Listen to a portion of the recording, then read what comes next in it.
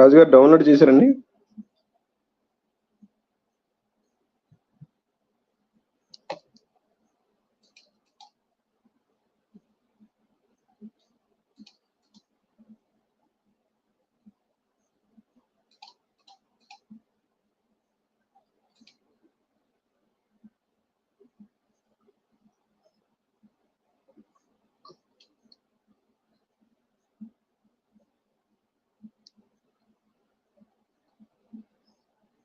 రాజుగారు ఉన్నారండి?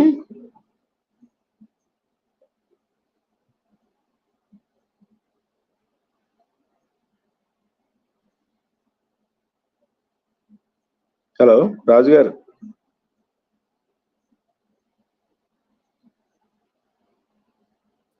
ఒక్క నిమిషం ఆగండి. అది డిస్ప్లే రావట్లేదు. ఒక్క నిమిషం ఆగండి. డిస్ప్లే వస్తే బాగుంటది, అది నా ఉద్దేశం. కానీ ఇది ఇక్కడ డౌన్లోడ్ అవ్వట్లేదు. అది డౌన్లోడ్ అయ్యింది. డౌన్లోడ్ అయ్యింది కానీ దాన్ని ఓపెన్ చేస్తే రావట్లేదు. ఏమంటుంది? మీకు ఆల్రెడీ ఒకసారి ప్లే చేశారు కదా పవర్ పాయింట్లు. చేశాను, పవర్ పాయింట్ అయితే వచ్చింది. ఇప్పుడు దీనికి డిస్ప్లేలో రావట్లేదే. ఏమంటుంది అక్కడ? నా స్క్రీన్ లో వచ్చింది. ఓహో, మరి ఇక్కడ మనకి అది విండోలో రావట్లేదు. అవునవును, అక్కడ వస్తుంది, ఇక్కడ రావట్లేదు. జూమ్ లో విండోలో రావట్లేదు. రావాలంటే ఏం చేయాలా అని. అదే చిన్న ఆప్షన్ ఉంటది ఏదో. ఉండండి, విండోలో రావాలంటే ఏం చేయాలో అర్థం అవుతుంది. ముందు ఒకసారి చేసి మర్చిపోయాను. అవునవును, మీరు చేశారు చాలాసార్లు. పవర్ పాయింట్లు మీరు పెడుతూ ఉంటారు కదా లైవ్ లో పెడుతున్నప్పుడు. నేను నార్మల్ గా పెట్టేస్తాం కానీ దీంట్లో రావట్లేదు. ఒక్క నిమిషం ఆగండి, వస్తుంది. It will come.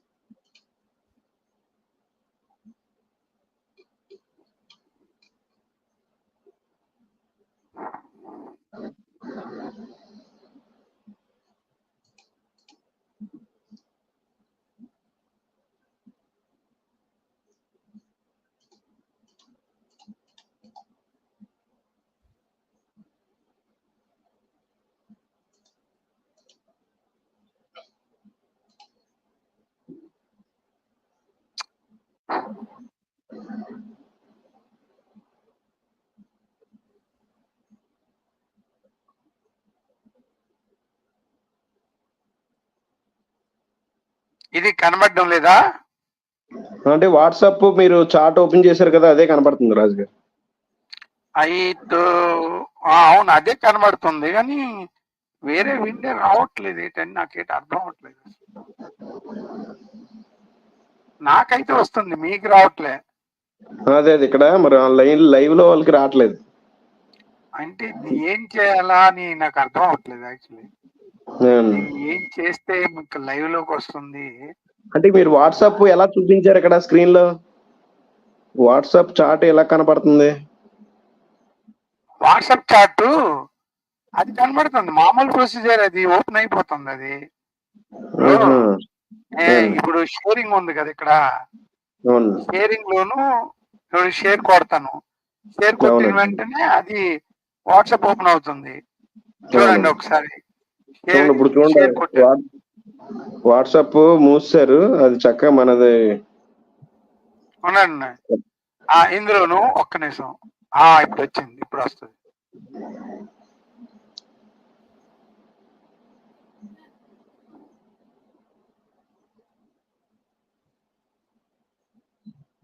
అరే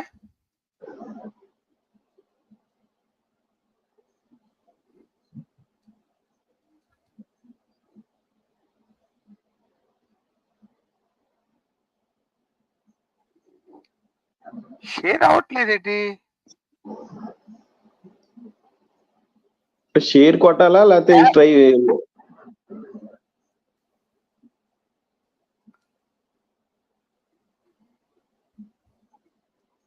మీరు ఇందాక వాట్సాప్ ఎలాగైతే పెట్టారో అలాగే దీన్ని కూడా ట్రై చేయండి.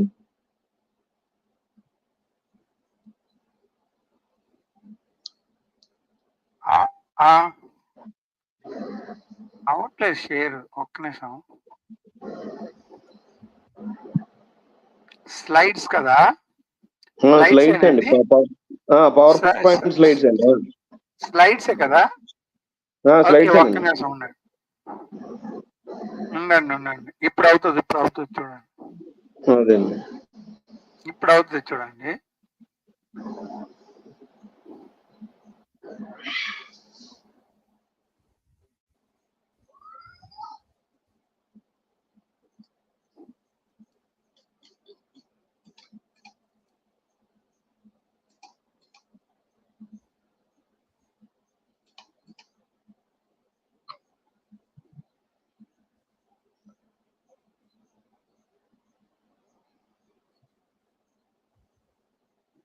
అవునండి, డౌన్లోడ్ అవుతుంది. ఒక్క నిమిషం ఆగండి. ఓకే, పర్లేదండి. అప్లోడింగ్ అని చెప్తుంది. స్లైడ్స్ అప్లోడింగ్ కంప్లీట్ అయ్యాక మన పిక్చర్ వస్తుంది. అవునండి, అవును, నిజమే.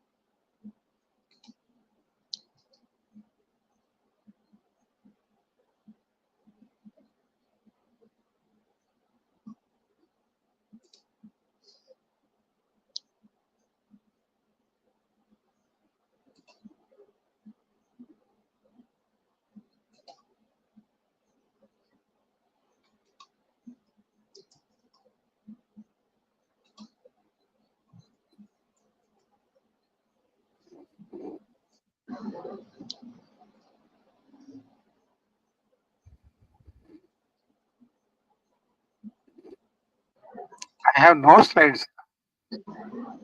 ఏమంటున్నారు? అప్లోడ్ అయింది. అప్లోడ్ అయింది రాజు గారు. ఉండండి.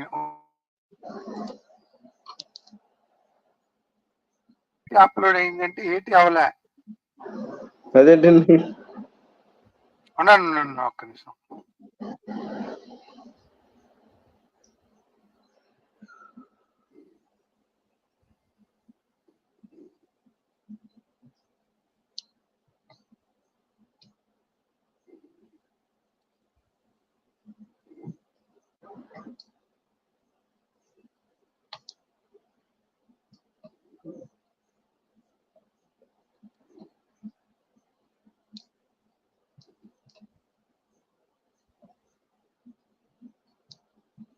పాల్ గారు అవ్వట్లేదండి. అవట్లేదండి. అదేంటి మీరు చాలా సార్లు చేశారు? మనము ఇది ముందుగానే దీన్ని అప్లోడ్ చేసి రెడీగా పెట్టుకొని అప్పుడు అవునండి. దీన్ని చేయాలి. ఇది అవునండి. ఇప్పుడు ఇది అప్లోడ్ అవ్వట్లే. అదే అంటే అండి. ప్రాసెస్ అప్లోడింగ్ ప్రాసెస్ అని చూపెడుతుంది. అదే అండి. అంటే ఇది కొద్దిగా టైం పడుతుంది. నేను ఒక అవునండి. 2 అవును. స్క్రీన్ షాట్లు పెట్టేసి ఉండండి. ఆ! మీకు స్క్రీన్ షాట్ డిస్ప్లే చేసేస్తాను ఒక్క నిమిషం. స్క్రీన్ షాట్ పెట్టేసి మీకు డిస్ప్లే చేసేస్తాను. అది మీరు చెప్పినప్పటికల్లా వేరేది ఓపెన్ అవుతుంది. అవునండి. అవును. ఉండండి, నేను స్క్రీన్ షాట్ డిస్ప్లే చేసేస్తాను. అదే మీరు అదే. అది ఎక్స్ప్లెయిన్ చేసేయండి. అంతే అంతే. మొత్తము ఒక 6 నేను స్క్రీన్ షాట్ చూపెడతాను.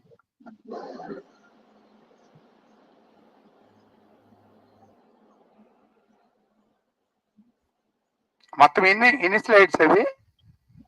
చాలా ఉన్నాయండి. అది 65 ఉన్నాయి. 65 స్లైడ్లు 60 ఉన్నాయి. ఉన్నాయా? 60 ఉన్నాయా? అవునండి. బాబోయ్! ఇన్నా?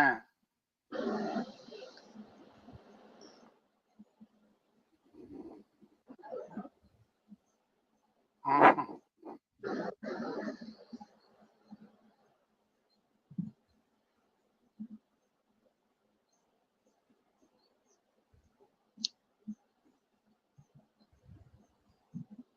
అన్నీ ఈ రోజే చెప్తారా? 18, 17, 17, 19 స్లైడ్స్ మీరు చేస్తే బాగుంటది. ఈ బొమ్మలో ఏదైతే 20 పిక్చర్‌లో 20 వరకు మీకు పెడతాను. ఓకే. ఓకే. అది బాగుంటాయి. 23 వరకు అంటే మీకు చూడండి పిక్చర్‌లు కనపడతాయి. చక్కని గ్రాఫిక్స్. ఆ గ్రాఫిక్స్ అవును. మాత్రం ఉంటే నేను చాలు. ఉండండి 20 వరకు పెడతానండి. ఓకే. First okay. మీకు 20 అవును. వరకు పెడతాను. అంతలోను మీరు అవుతా ఉంటే ఇంకా నేను అదే. వేరేది పెడతాను. అవునండి. అవును. అంతే అంతే. అది బెటర్. అవునా?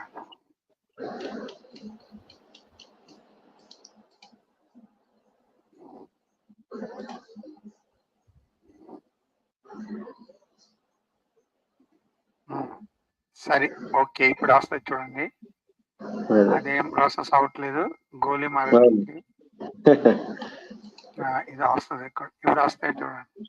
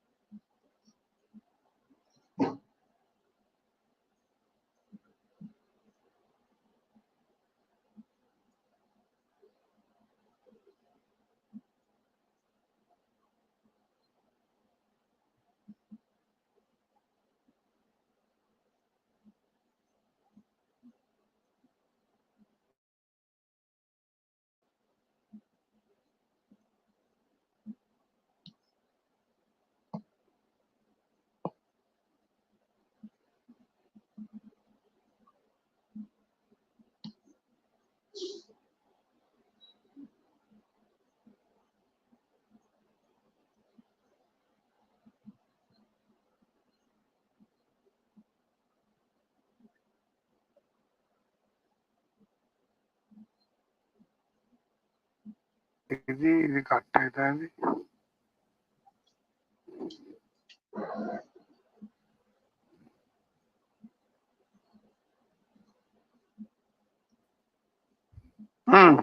ఓకే. పాల్ గారు మాట్లాడండి. అదే. అదే. మరి మొదలు పెడదాం పాస్టర్ గారు. మొదలెట్టండి. ఇదే కదా ఫస్ట్. ఇదే పర్లేదు. మీరు ఇలాగే ఉంచండి. కొంచెం ఇంకా పైన ఉన్నాయా? ఏమంటే పర్లేదు. ఓకే. కొంచెం కిందకి వెళ్తారా? ఓకే. సరిపోయిందిలేండి. ఓకే. ఓకే. ఫైన్. అయితే మరి అన్నారు లైన్‌లో లైవే కదండీ ఇది? లైవ్ ఆన్‌లో ఉంది. ఓకే. ఓకే. మరి ప్రియులారా మరి కొంచెం జాప్యం జరిగింది. క్షమించాలి. ఇక్కడ మనం స్క్రీన్‌లో కనపడుతున్నట్టు జ్ఞాపకార్థ సొంగధోని పండుగ అంటే ఫీస్ట్ ఆఫ్ ట్రంపెట్స్ అంటారు. యామ్ తేరు అనే పండగ రేపు సాయంత్రం నుంచి ఎల్లుండి సాయంత్రం వరకు ప్రియులారా మనకి ప్రతి ఒక్కరికి తెలుగు రాష్ట్రాల్లో ప్రభు రాకడ మధ్యాకాశానికి ఎప్పుడొస్తారనే ప్రశ్న అందరికీ ఉన్నది ప్రియులారా, రకరకాల అభిప్రాయాలు ఈ విషయంలో కలిగి ఉన్నారు. 7 ఏండ్ల శ్రమ కాలానికి ముందు ప్రభు మధ్యాకాశానికి వస్తారని చాలా మంది నమ్ముతూ ఉంటారు. తర్వాత శ్రమల మధ్యలో 7 ఏండ్ల శ్రమల మధ్యలో సంఘం ఎత్తపడుతుందని మరికొంతమంది నమ్ముతారు. చాలా మంది కొంతమంది శ్రమలు 7 సంవత్సరాలు పూర్తయిన తర్వాత సంఘం ఎత్తబడుతుందని మాట్లాడుతూ ఉంటారు. కాబట్టి వీటిని స్టడీ చేయడానికి సబ్జెక్ట్ నే ఎస్కటాలజీ అంటారు. ప్రభు రెండో రాకడ, అంచె దినాల సంఘటన విషయాలు మనం స్టడీ చేయడానికి ఎస్కటాలజీ అంటారు. కానీ మనం కొంచెం బ్యాక్గ్రౌండ్ మనం తెలుసుకోవాలి ప్రియులారా. మనం ఈ ప్రభు రాకడ ఎప్పుడు జరుగుతుందో, సంఘం ఎప్పుడు ఎత్తబడుతుందో తెలియాలంటే మనకి బైబిల్లో దేవుడు చెప్పిన మాటలు మనకు జ్ఞాపకం చేయాలి. యెషయా ఉదాహరణకి 46:10 దేవుడు ఏం చెప్తున్నాడంటే, నా ఆలోచన నిలిచిననియు నా చిత్తమంతయు నెరవేర్చేదననియు చెప్పుకొనుచు ఆది నుండి నేనే కలగబో వాటిని తెలియజేయుచున్నాను, పూర్వకాలము నుండి నేను ఇంకా జరగని వాటిని తెలియజేయుచున్నానని దేవుడు ఇక్కడ యెషయా ద్వారా మాట్లాడుతున్నాడు. ఇక్కడ దేవుడు స్పష్టంగా ముందు నుంచి ఆది కాండము నుంచేనట జరగబోయే విషయాలు, అంటే మనకు ఉదాహరణకి ప్రకటన గ్రంథంలో రెండో రాకడ గురించి, తర్వాత పరిణామాల గురించి రాయబడ్డాయి. అయితే ఆ సంగతులు ఆది కాండము నుంచే రాయబడ్డాయని ఇక్కడ దేవుని వాక్యం స్పష్టంగా చెప్తుంది. అంటే ప్రకటన గ్రంథంలో ఉండే విషయాలు మోషే ధర్మశాస్త్రం, అంటే మొదటి 5 పుస్తకాల్లో దేవుడు జరగబోయే విషయాలు రాయించాడని మనకి లేఖనాలు బట్టి అర్థమవుతుంది. మనకందరికీ సుపరిచితమైన వాక్యం ప్రియులారా, అపోస్తలుల గారు 1:7 కాలములు సమయములు తండ్రి తన స్వాధీనం ఉంచుకున్నాడు, వాటిని తెలుసుకున్నట్టు మీ పని కాదని మనకు తెలుసు. కాబట్టి కాలాలు సమయాలు తండ్రి స్వాధీనం. కాబట్టి మనం తెలుసుకోవడం మన పని కాదు. కాబట్టి ప్రభు ఎప్పుడైనా వస్తాడు అనడానికి లేదు. ఎందుకంటే ఈ వాక్యాన్ని మనం ఎలాగ అర్థం చేసుకోవాలంటే, అదే వాక్యము మనం ద్వితోపదేశకాండం 29 చదివితే రహస్యములు మన దేవుడైన యెహోవాకు చెందును. అయితే మనం ఈ ధర్మశాస్త్ర వాక్యములన్నింటినీ అనుసరించి నడుచుకున్నట్లు బయలుపరచబడినవి ఎల్లప్పుడూ మనవి మన సంతతి వారి యగును అని చెప్పుదురు అని దేవుని వాక్యం మరో చోట రాయబడింది. అయితే కొన్ని సంగతులు దేవుడు, తండ్రి అయిన దేవుడు తన స్వాధీనం ఉంచుకుంటాడు. అయితే ధర్మశాస్త్రంలో కొన్ని సంగతులు దేవుడు మనకు ఆల్రెడీ బయలుపరిచాడు.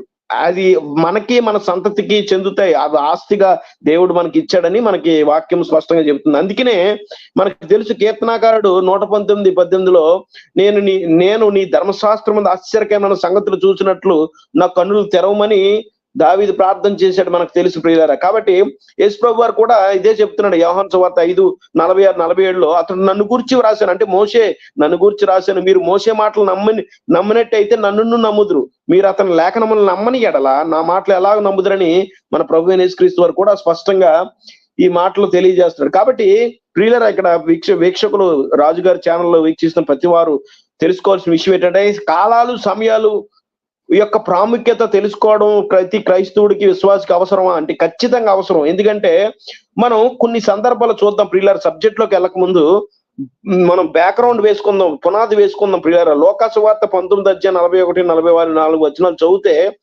ఆయన గాడిద పిల్ల వచ్చినప్పుడు, ఆయన ఒక పట్టణము సమీపించినప్పుడు దానిని చూచి ఏడ్చి, యెరూషలేము పట్టణం చూచి మన ప్రభువైన యేసుక్రీస్తు ఏడ్చారంట. ఈ దినమును నీ దినమందైనను సమాధాన సంబంధమైన సంగతులు తెలుసుకుని ఎడలా నీకెంత మేలు గాని, ఇప్పుడు అవి నీ కన్నులకు మరుగు చేయబడినవి. ప్రభువు నిన్ను దర్శించు కాలము నువ్వు ఎరుగుకుంటేవి గనక నీ శత్రువులు వచ్చి ముట్టడ వేస్తారని ప్రభు ఒక ప్రవచనంలా చెప్పారు. మనకు తెలుసు ప్రియులారా, యెరూషలేమును చూసినప్పుడు మన ప్రభువైన యేసుక్రీస్తు వారు కన్నీరు విడిచారట. ఎందుకంట?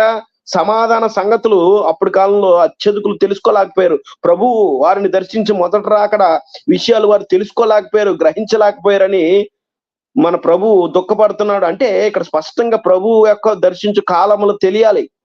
అలాగే మత్తయి సువార్త 16:3 కూడా ఉదయమున ఆకాశం ఎర్రగాను మబ్బుగాను ఉన్నది గనుక నేడు గాలివాను వచ్చినని చెప్పుదురు కదా, మీరు ఆకాశ వైఖరిని వివేచించుదురు గాని ఈ కాలములు సూచనలు మీరు వివేచించలేరు, వ్యభిచారులు చెడ్డతరం వారని యేసు ప్రభు వారు అక్కడ పరిశీలితో అన్నాడు. అంటే అప్పటి కాలంలో మన భాషలో చెప్పాలంటే పాస్టర్లు సేవకులతో అంటున్నాడు ఈ మాటలు. మీరు కాలాలు సమయాలు సూచనలు వివేచించలేకపోతున్నారని వాళ్ళు గద్దించాడు ప్రియులారా. కాబట్టి నేనేమంటానంటే, మొదటి రాకడలో ప్రభువు వాళ్ళు దర్శించిన కాలములు వారు గుర్తించలేకపోయారు చాలా మంది. అందుకనే వారు ప్రభు మెషియాని గుర్తించలేదు ప్రియులారా. అదే విధంగా మరి మన సంగతి ఏంటి ప్రియులారా? ప్రభువు దర్శించి రెండో రాకడ క్రైస్తవులు ఎంతమంది తెలుసుకున్నారు? కాలాలు సమయాలు ఎంతమందికి అవగాహన ఉంది ప్రియులారా? అవగాహన లేదు. చాలా బాధాకరం. ఎందుకంటే అపోస్తలుడైన పౌలు ఏం చెప్తున్నాడు ప్రియుల తెలుసా? 1 దశలోనికి 5:1-4 సహోదరులారా, ఆ కాలమును గూర్చి ఆ సమయాల గురించి మీకు రాయనక్కర్లేదు అంటున్నాడు పౌలు తెస్సలోనికనికి మాట్లాడుతూ. కాలాలు సమయాల గురించి తెస్సలోనిక సంఘానికి మీకు మళ్ళీ చెప్పవసరం లేదు అంటున్నాడు. ఎందుకు తెలుసా ప్రియులారా? వారు ఆల్రెడీ ప్రాక్టీస్ చేస్తున్నారు. వారికి ఆల్రెడీ తెలుసు ప్రభు దర్శించి కాలములు సమయాలు. ప్రతి సంవత్సరం వారు రిహార్సల్ చేస్తున్నారు. అందుకనే దాని కంటిన్యూస్ రాత్రి వేళ దొంగ వచ్చాడు అంటే ఇది ఒక హెబ్రూ టెంపుల్ ఇడియమాటిక్ లాంగ్వేజ్. ఇది టెంపుల్ లాంగ్వేజ్ అంటారు. ఇది యాక్చువల్ గా ప్రభు దినం దొంగలాగా వస్తాడంటే ఈ రోజున రావచ్చు, ఈ రోజు రేపు ఎల్లుండి రావచ్చు, ఎప్పుడే దొంగ చెప్పేసి వస్తాడా అని చాలా మంది అనుకుంటారు. కానీ మనం వచనాన్ని కింద వరకు చదవాలి. ఆ దినము దొంగ వలె మీ మీద రుచ్చుటకు మీరు చీకట్లో ఉన్నవారు కాదని దేవుని వాక్యం చెబుతుంది. మీరందరూ వెలుగు సంబంధులు, పగటి సంబంధులై ఉన్నారు, మనం రాత్రి వారం కాదు, చీకటి వారం కాదని దేవుని వాక్యం చెబుతుంది. కాబట్టి ఈ సెంటెన్స్ మొత్తం చదవాలి. సందర్భం మొత్తం చదవకుండా దొంగలా వస్తాడు కాబట్టి, దొంగ ఏ రోజైనా వస్తాడు కాబట్టి అని అనుకోకూడదు. ఇది టెంపుల్ లాంగ్వేజ్. మనకి ఈ పెద్ద ఎక్స్ప్లెనేషన్ తర్వాత చూద్దాం. కాబట్టి ప్రియులారా, మనకి ప్రభు దర్శించే కాలాలు సమయాలు తెస్సలోనిక సంఘానికి తెలుసు. వాళ్ళు పౌలు ఆల్రెడీ వారికి అభ్యసింపజేశాడు, వారికి తర్ఫీదు ఇచ్చాడు. కాబట్టి వారికి రాయన అవసరం లేదు అంటున్నాడు. అందుకే నేనేమంటానంటే 1వ శతాబ్దంలో విశ్వాసులకి ప్రభు వచ్చి దర్శించే కాలములు సమయాలు వారికి తెలుసు. మరి మొదటి రాకల్లో చాలా మంది యూదులు గుర్తుపట్టలేకపోయారు వారు. ఎందుకంటే వారు కాలాలు సమయాలు వివేచించలేకపోయారు. కాబట్టి మనం వివేచించాలి. మన ప్రభు ఎప్పుడు వస్తాడో, కాలములు సమయాలు దేవుడు ఆల్రెడీ తెలియజేశాడు. ఈ విషయాలు తెలియాలంటే ప్రియులారా, మొట్టమొదట క్రైస్తవ సమాజానికి దేవుని క్యాలెండర్ మీద అవగాహన ఉండాలి. దేవుడికి ఒక క్యాలెండర్ ఉంది. దేవుడని యెహోవా నియమించిన ఒక క్యాలెండర్ ఉంది. దేవుడు తన కార్యములన్నీ ఆ క్యాలెండర్ అనుసారంగానే చేస్తాడు పనులు తప్ప మనం అనుకునే క్యాలెండర్ ప్రకారం చేయడు. కాబట్టి మొట్టమొదట మన ఆదికాండం 1:14 వచనంలోనే దేవుడు స్పష్టంగా ఏం చెప్తున్నాడు? సూర్యచంద్రుని నక్షత్రాలు కలిగి చేయడానికి 5 కారణాలు ఉన్నాయి. అందులో ప్రధానమైన కారణం కూడా కాలములు, సూచనలు, దిన సంవత్సరం సూచించటకే నేను సూర్యచంద్ర నక్షత్రం కలుగు చేశానని అక్కడ మాట కనపడుతుంది. కాలములు అనే పదము మన హిబ్రూలో మోషే రాసిన మాటలు చూస్తే, కాలం అంటే మనం జనరల్ గా వర్షాకాలం, ఎండాకాలం కోసం దేవుడు కలుగు చేశాడేమో అనుకోండి. కాదు ప్రియులారా, అక్కడ కాలం అంటే మొయిద్దీం అనే పదం వాడారు. మొయిద్దీం అంటే ఫీస్ట్ అపాయింటెడ్ టైమ్స్. లేవికాండం 23లో ఉండే ఒక నియామక కాలాలు ఏదైతే ఉందో దానికోసం అవి తెలుసుకోవడం, ఎప్పుడు పడతాయో తెలియడం కోసమే దేవుడు ఎక్స్క్లూజివ్ గా సూర్యచంద్ర నక్షత్రాన్ని కలుగు చేశాడు. కాబట్టి మనకి లేవికాండం 23లో మనకు చాలా మంది తెలుసు. అక్కడ 8 పండగల గురించి ఉంటది. మొట్టమొదటి వీక్లీ సాబెత్ గురించి రాయబడుతుంది. వారం వచ్చి విశ్రాంతి దినం గురించి, అది వారం పక్కన పెడితే సంవత్సరానికి పడే పండగల గురించి దేవుడు 7 నియామక పాలాల గురించి దేవుడు రాయించాడు. మనకు తెలుసు. ఉదాహరణకి పస్కా, పులియని రొట్టెల పండుగ, ప్రథమ ఫలముల దినము, పెంతుకోస్తు, బురదొన్న పండుగ, ప్రాయశ్చిత్తం, పర్ణశాల పండుగ. 7 పండుగల్లో మనం జాగ్రత్తగా పరిశీలన చేస్తే మొదటి 4 పండుగలు పస్కా, అది స్ప్రింగ్ ఫీస్ట్ అంటారు. స్ప్రింగ్ తర్వాత సమ్మర్ ఫీస్ట్ అంటారు. ఉదాహరణకి పస్కా, పులియని రొట్టెల పండుగ, ప్రథమ ఫలముల దినం, పెంతుకోస్తు, ఈ 4 మన క్యాలెండర్ లో మార్చి, ఏప్రిల్లో పడతాయి ప్రియులారా. అవి మన ప్రభు యేసుక్రీస్తు వారు మొదటి రాకడలో నెరవేర్చాడు. మన ప్రభు ఏ రోజు పడితే ఆ రోజు చనిపోవడానికి అవకాశం లేదు. ఎందుకంటే తండ్రి ఆల్రెడీ ఒక డేట్ ఫిక్స్ చేశాడు. ఆ డేట్ పస్కా రోజు. అది మన క్యాలెండర్ ప్రకారం కాదు, కానీ దేవుని క్యాలెండర్ ప్రకారం మొదటి నెల అబీబ్ నెల 14వ తారీఖు ఫిక్స్డ్ డేట్ అది. ఆ తర్వాత పులియని రొట్టెల పండుగ అంటే ప్రభు భూస్థాపితం చేయబడ్డారు. ఆయన శరీరం అంటే పులిపోలేదు, అంటే పులిసిపోలేదు, అంటే పాపం లేకుండా కుళ్ళిపోలేదు. కాబట్టి మనం ఆలోచన చేయాలి. అది ప్రథమ ఫలముల పండుగ అంటే దాని ఉద్దేశం. ఆ పండగ ఎలా నెరవేరిందంటే ప్రభు భూస్థాపితం చేశారు. అక్కడ పిక్చర్లు కనపడుతుంది, రాజుగారు పెట్టారు చూడండి. పులియని రొట్టెల పండుగ భూస్థాపితం అనే అది ఛాయ అయితే, పైది కింద పిక్చరు నిజ స్వరూపం. పైన ప్రథమ ఫలముల దినము 3 దశల్లో ఉంటది. పంటని మార్క చేయడం, పంటని కొయ్యడం, పంటను అర్పించడం. మన ప్రభు యేసుక్రీస్తు వారు పునరుద్ధరణుడై లేచి తండ్రి వద్దకి ఒక ఫస్ట్ అర్పణగా ఆయన ఆయన కొనుక్కోబడ్డాడు. కాబట్టి ఆ పండగ ఒక ఛాయ అయితే నిజ స్వరూపం క్రీస్తు పునరుద్ధానం, ఆయన తర్వాత తండ్రి వద్దకు వెళ్ళిపోవడం మనం నిజ స్వరూపం చూడొచ్చు. తర్వాత 50వ రోజు ఎగ్జాక్ట్ గా శివాన్ అనే 3వ నెలలో క్షమించాలి. అక్కడ పెంతుకోస్తు దినం రోజు మొట్టమొదటిసారి 2 పలకలతో దేవుడు పలకలు ఇచ్చాడు. అదే రోజు పెంతుకోస్తు దినం రోజు పరిశుద్ధాత్ముడు కొమ్మరించబడ్డాడు. ప్రియులారా, మొదటి 4 ఎక్స్క్లూజివ్ గా సీక్వెన్షియల్ గా ఒకే ఇయర్ లో అదే డేట్స్ కి, ఫిక్స్డ్ డేట్స్ కి. అందుకనే ఫిక్స్డ్ అపాయింట్మెంట్స్, దేవుడు నిర్ణయించిన ఫిక్స్డ్ అపాయింట్మెంట్స్ కరెక్ట్ గా ఎగ్జాక్ట్ గా దేవుడు మన ప్రభు యేసుక్రీస్తు ఫుల్ఫిల్ చేశారు. మరి ప్రియులారా, క్రైస్తవ సమాజం మర్చిపోతుంది. ప్రభు యేసుక్రీస్తు వారు అన్ని నెరవేర్చి కొట్టేశాడు అంటారు. మిగతా 3 పండుగలు కింద కొంచెం పైకి చేయండి పాస్టర్ గారు. కొంచెం బోర్ధన్ల పండుగ ఇక్కడ కనపడుతుంది బ్లూ కలర్ లో, blue, red, green, purple colour. ఈ విషయాలు మనం మర్చిపోతున్నాం. మరి 3 పండుగలు నెరవేరలేదే ప్రియులారా. నెక్స్ట్ సీక్వెన్స్ లో జరిగేదే తెలుసా? బోర్ధనుల పండుగ. అది దానికి ఒక డేట్ ఉంది ప్రియులారా, 7వ నెల మొదటి రోజు. అది మన క్యాలెండర్ సెప్టెంబర్, అక్టోబర్ పడుతుంది. ఎగ్జాక్ట్ గా అదే రోజు సంఘం ఎత్తబడుతుంది. దాని సీక్వెన్స్ లో తర్వాత ప్రాయశ్చిత్తాదినం రోజు ఫేస్ టు ఫేస్ అంటారు. మీకు తెలుసు ప్రియులారా, సంవత్సరానికి ఒకసారి ప్రధాన యాజకుడు నిబంధన మందసం ఉండి ప్రాంతానికి వెళ్ళి దేవుడు షకీనా గ్లోరీని ఆయన ఫేస్ టు ఫేస్ చూస్తాడు. అంటే ఇది జడ్జిమెంట్ డే రోజు. ప్రాయశ్చిత్తాదినం అంటే జడ్జిమెంట్ డే రోజు. అది మన ప్రభువైన యేసుక్రీస్తు సంఘంతో వచ్చి ఆయన ఒలివ కొండ మీద కాలు పెడతాడు. ఈ సన్నివేశం ఎప్పుడు జరుగుతుందో తెలుసా? దానికి దేవుడు ఆల్రెడీ నిర్ణయించాడు. మనం తర్జన భర్జన కొట్టుకోవాల్సిన అవసరం లేదు. అది 7వ నెల 10వ తారీఖు. అంటే ర్యాప్చర్ జరిగేది 7వ నెల మొదటి రోజు. సంఘంతో వచ్చేది సెకండ్ గా బహిరంగ రాకడ జరిగేది 7వ నెల 10వ తారీఖు. ఫిక్స్డ్ డేట్లు ఇది దేవుడు ఆల్రెడీ నిర్ణయించాడు. దాని తర్వాత పండగ పర్ణశాల పండగ అంటే దేవుడే మనుషులతో కాపురం ఉంటాడు. అది ఈ పర్ణశాల పండగ 1000 ఏళ్ల పరిపాలనకి సాదృశ్యంగా ఉంది. సాక్షాత్ యేసు ప్రభువారే యెరూషలేములో నివసిస్తూ ప్రపంచం అంతటిని ఏలబోతున్నాడు. దేవుడే సాక్షాత్ ఫేస్ టు ఫేస్ మన మనుషులతో కాపురం చేయబోతున్నాడు. కాబట్టి ఆ పండగ నెరవేరబోతుంది. కాబట్టి ఈ 3 పండగలు క్రీస్తు వారు తన 2వ రాకడలో నెరవేర్చబోతున్నాడు. క్రైస్తవ సమాజం దురదృష్టకరంగా వీటిని తృణీకరించారు. ఎందుకంటే వీటిని తృణీకరించి మాకు సంబంధం లేదు అనుకుంటున్నారు. ప్రియులరా, ఎగ్జాక్ట్ గా ఈ 3 ఇంకా నెరవేర్చబడలేదు. ప్రభు 2వ రాకడలో నెరవేరుస్తాడు. మన ప్రభు మొదటి 4 సీక్వెన్సులుగా ఎలాగైతే నెరవేర్చాడు ఇక్కడ రాజుగారు చూపిస్తున్నాడు స్క్రీన్ లో. మరి మిగతా 3 పంటల సంగతి ఏం చేద్దాం ప్రియులరా? క్రైస్తవ సమాజం ఆలోచన చేయండి. ఖచ్చితంగా ర్యాప్చర్ కి ఇక్కడే బైబిల్. అందుకనే ఇది త్వర అనేది బైబిల్ బేస్. అంటే పునాది మనకు సరిగ్గా అర్థమైతే మిగతా లేఖనాలు అర్థం అవుతాయి ప్రియులారా. నేను ఏమంటానంటే, పునాది ఆల్రెడీ మనం సబ్జెక్ట్ గ్రిప్ ఉంటే ర్యాప్చర్ కి సెకండ్ కమింగ్ కి మధ్య గ్యాప్ ఎన్ని రోజులు తెలుసా ప్రియులారా? ఎగ్జాక్ట్ గా 10 days మాత్రమే. ఇప్పుడు ఏదైతే ప్రీ ట్రిబులేషన్ అన్నది ఫేక్ అది.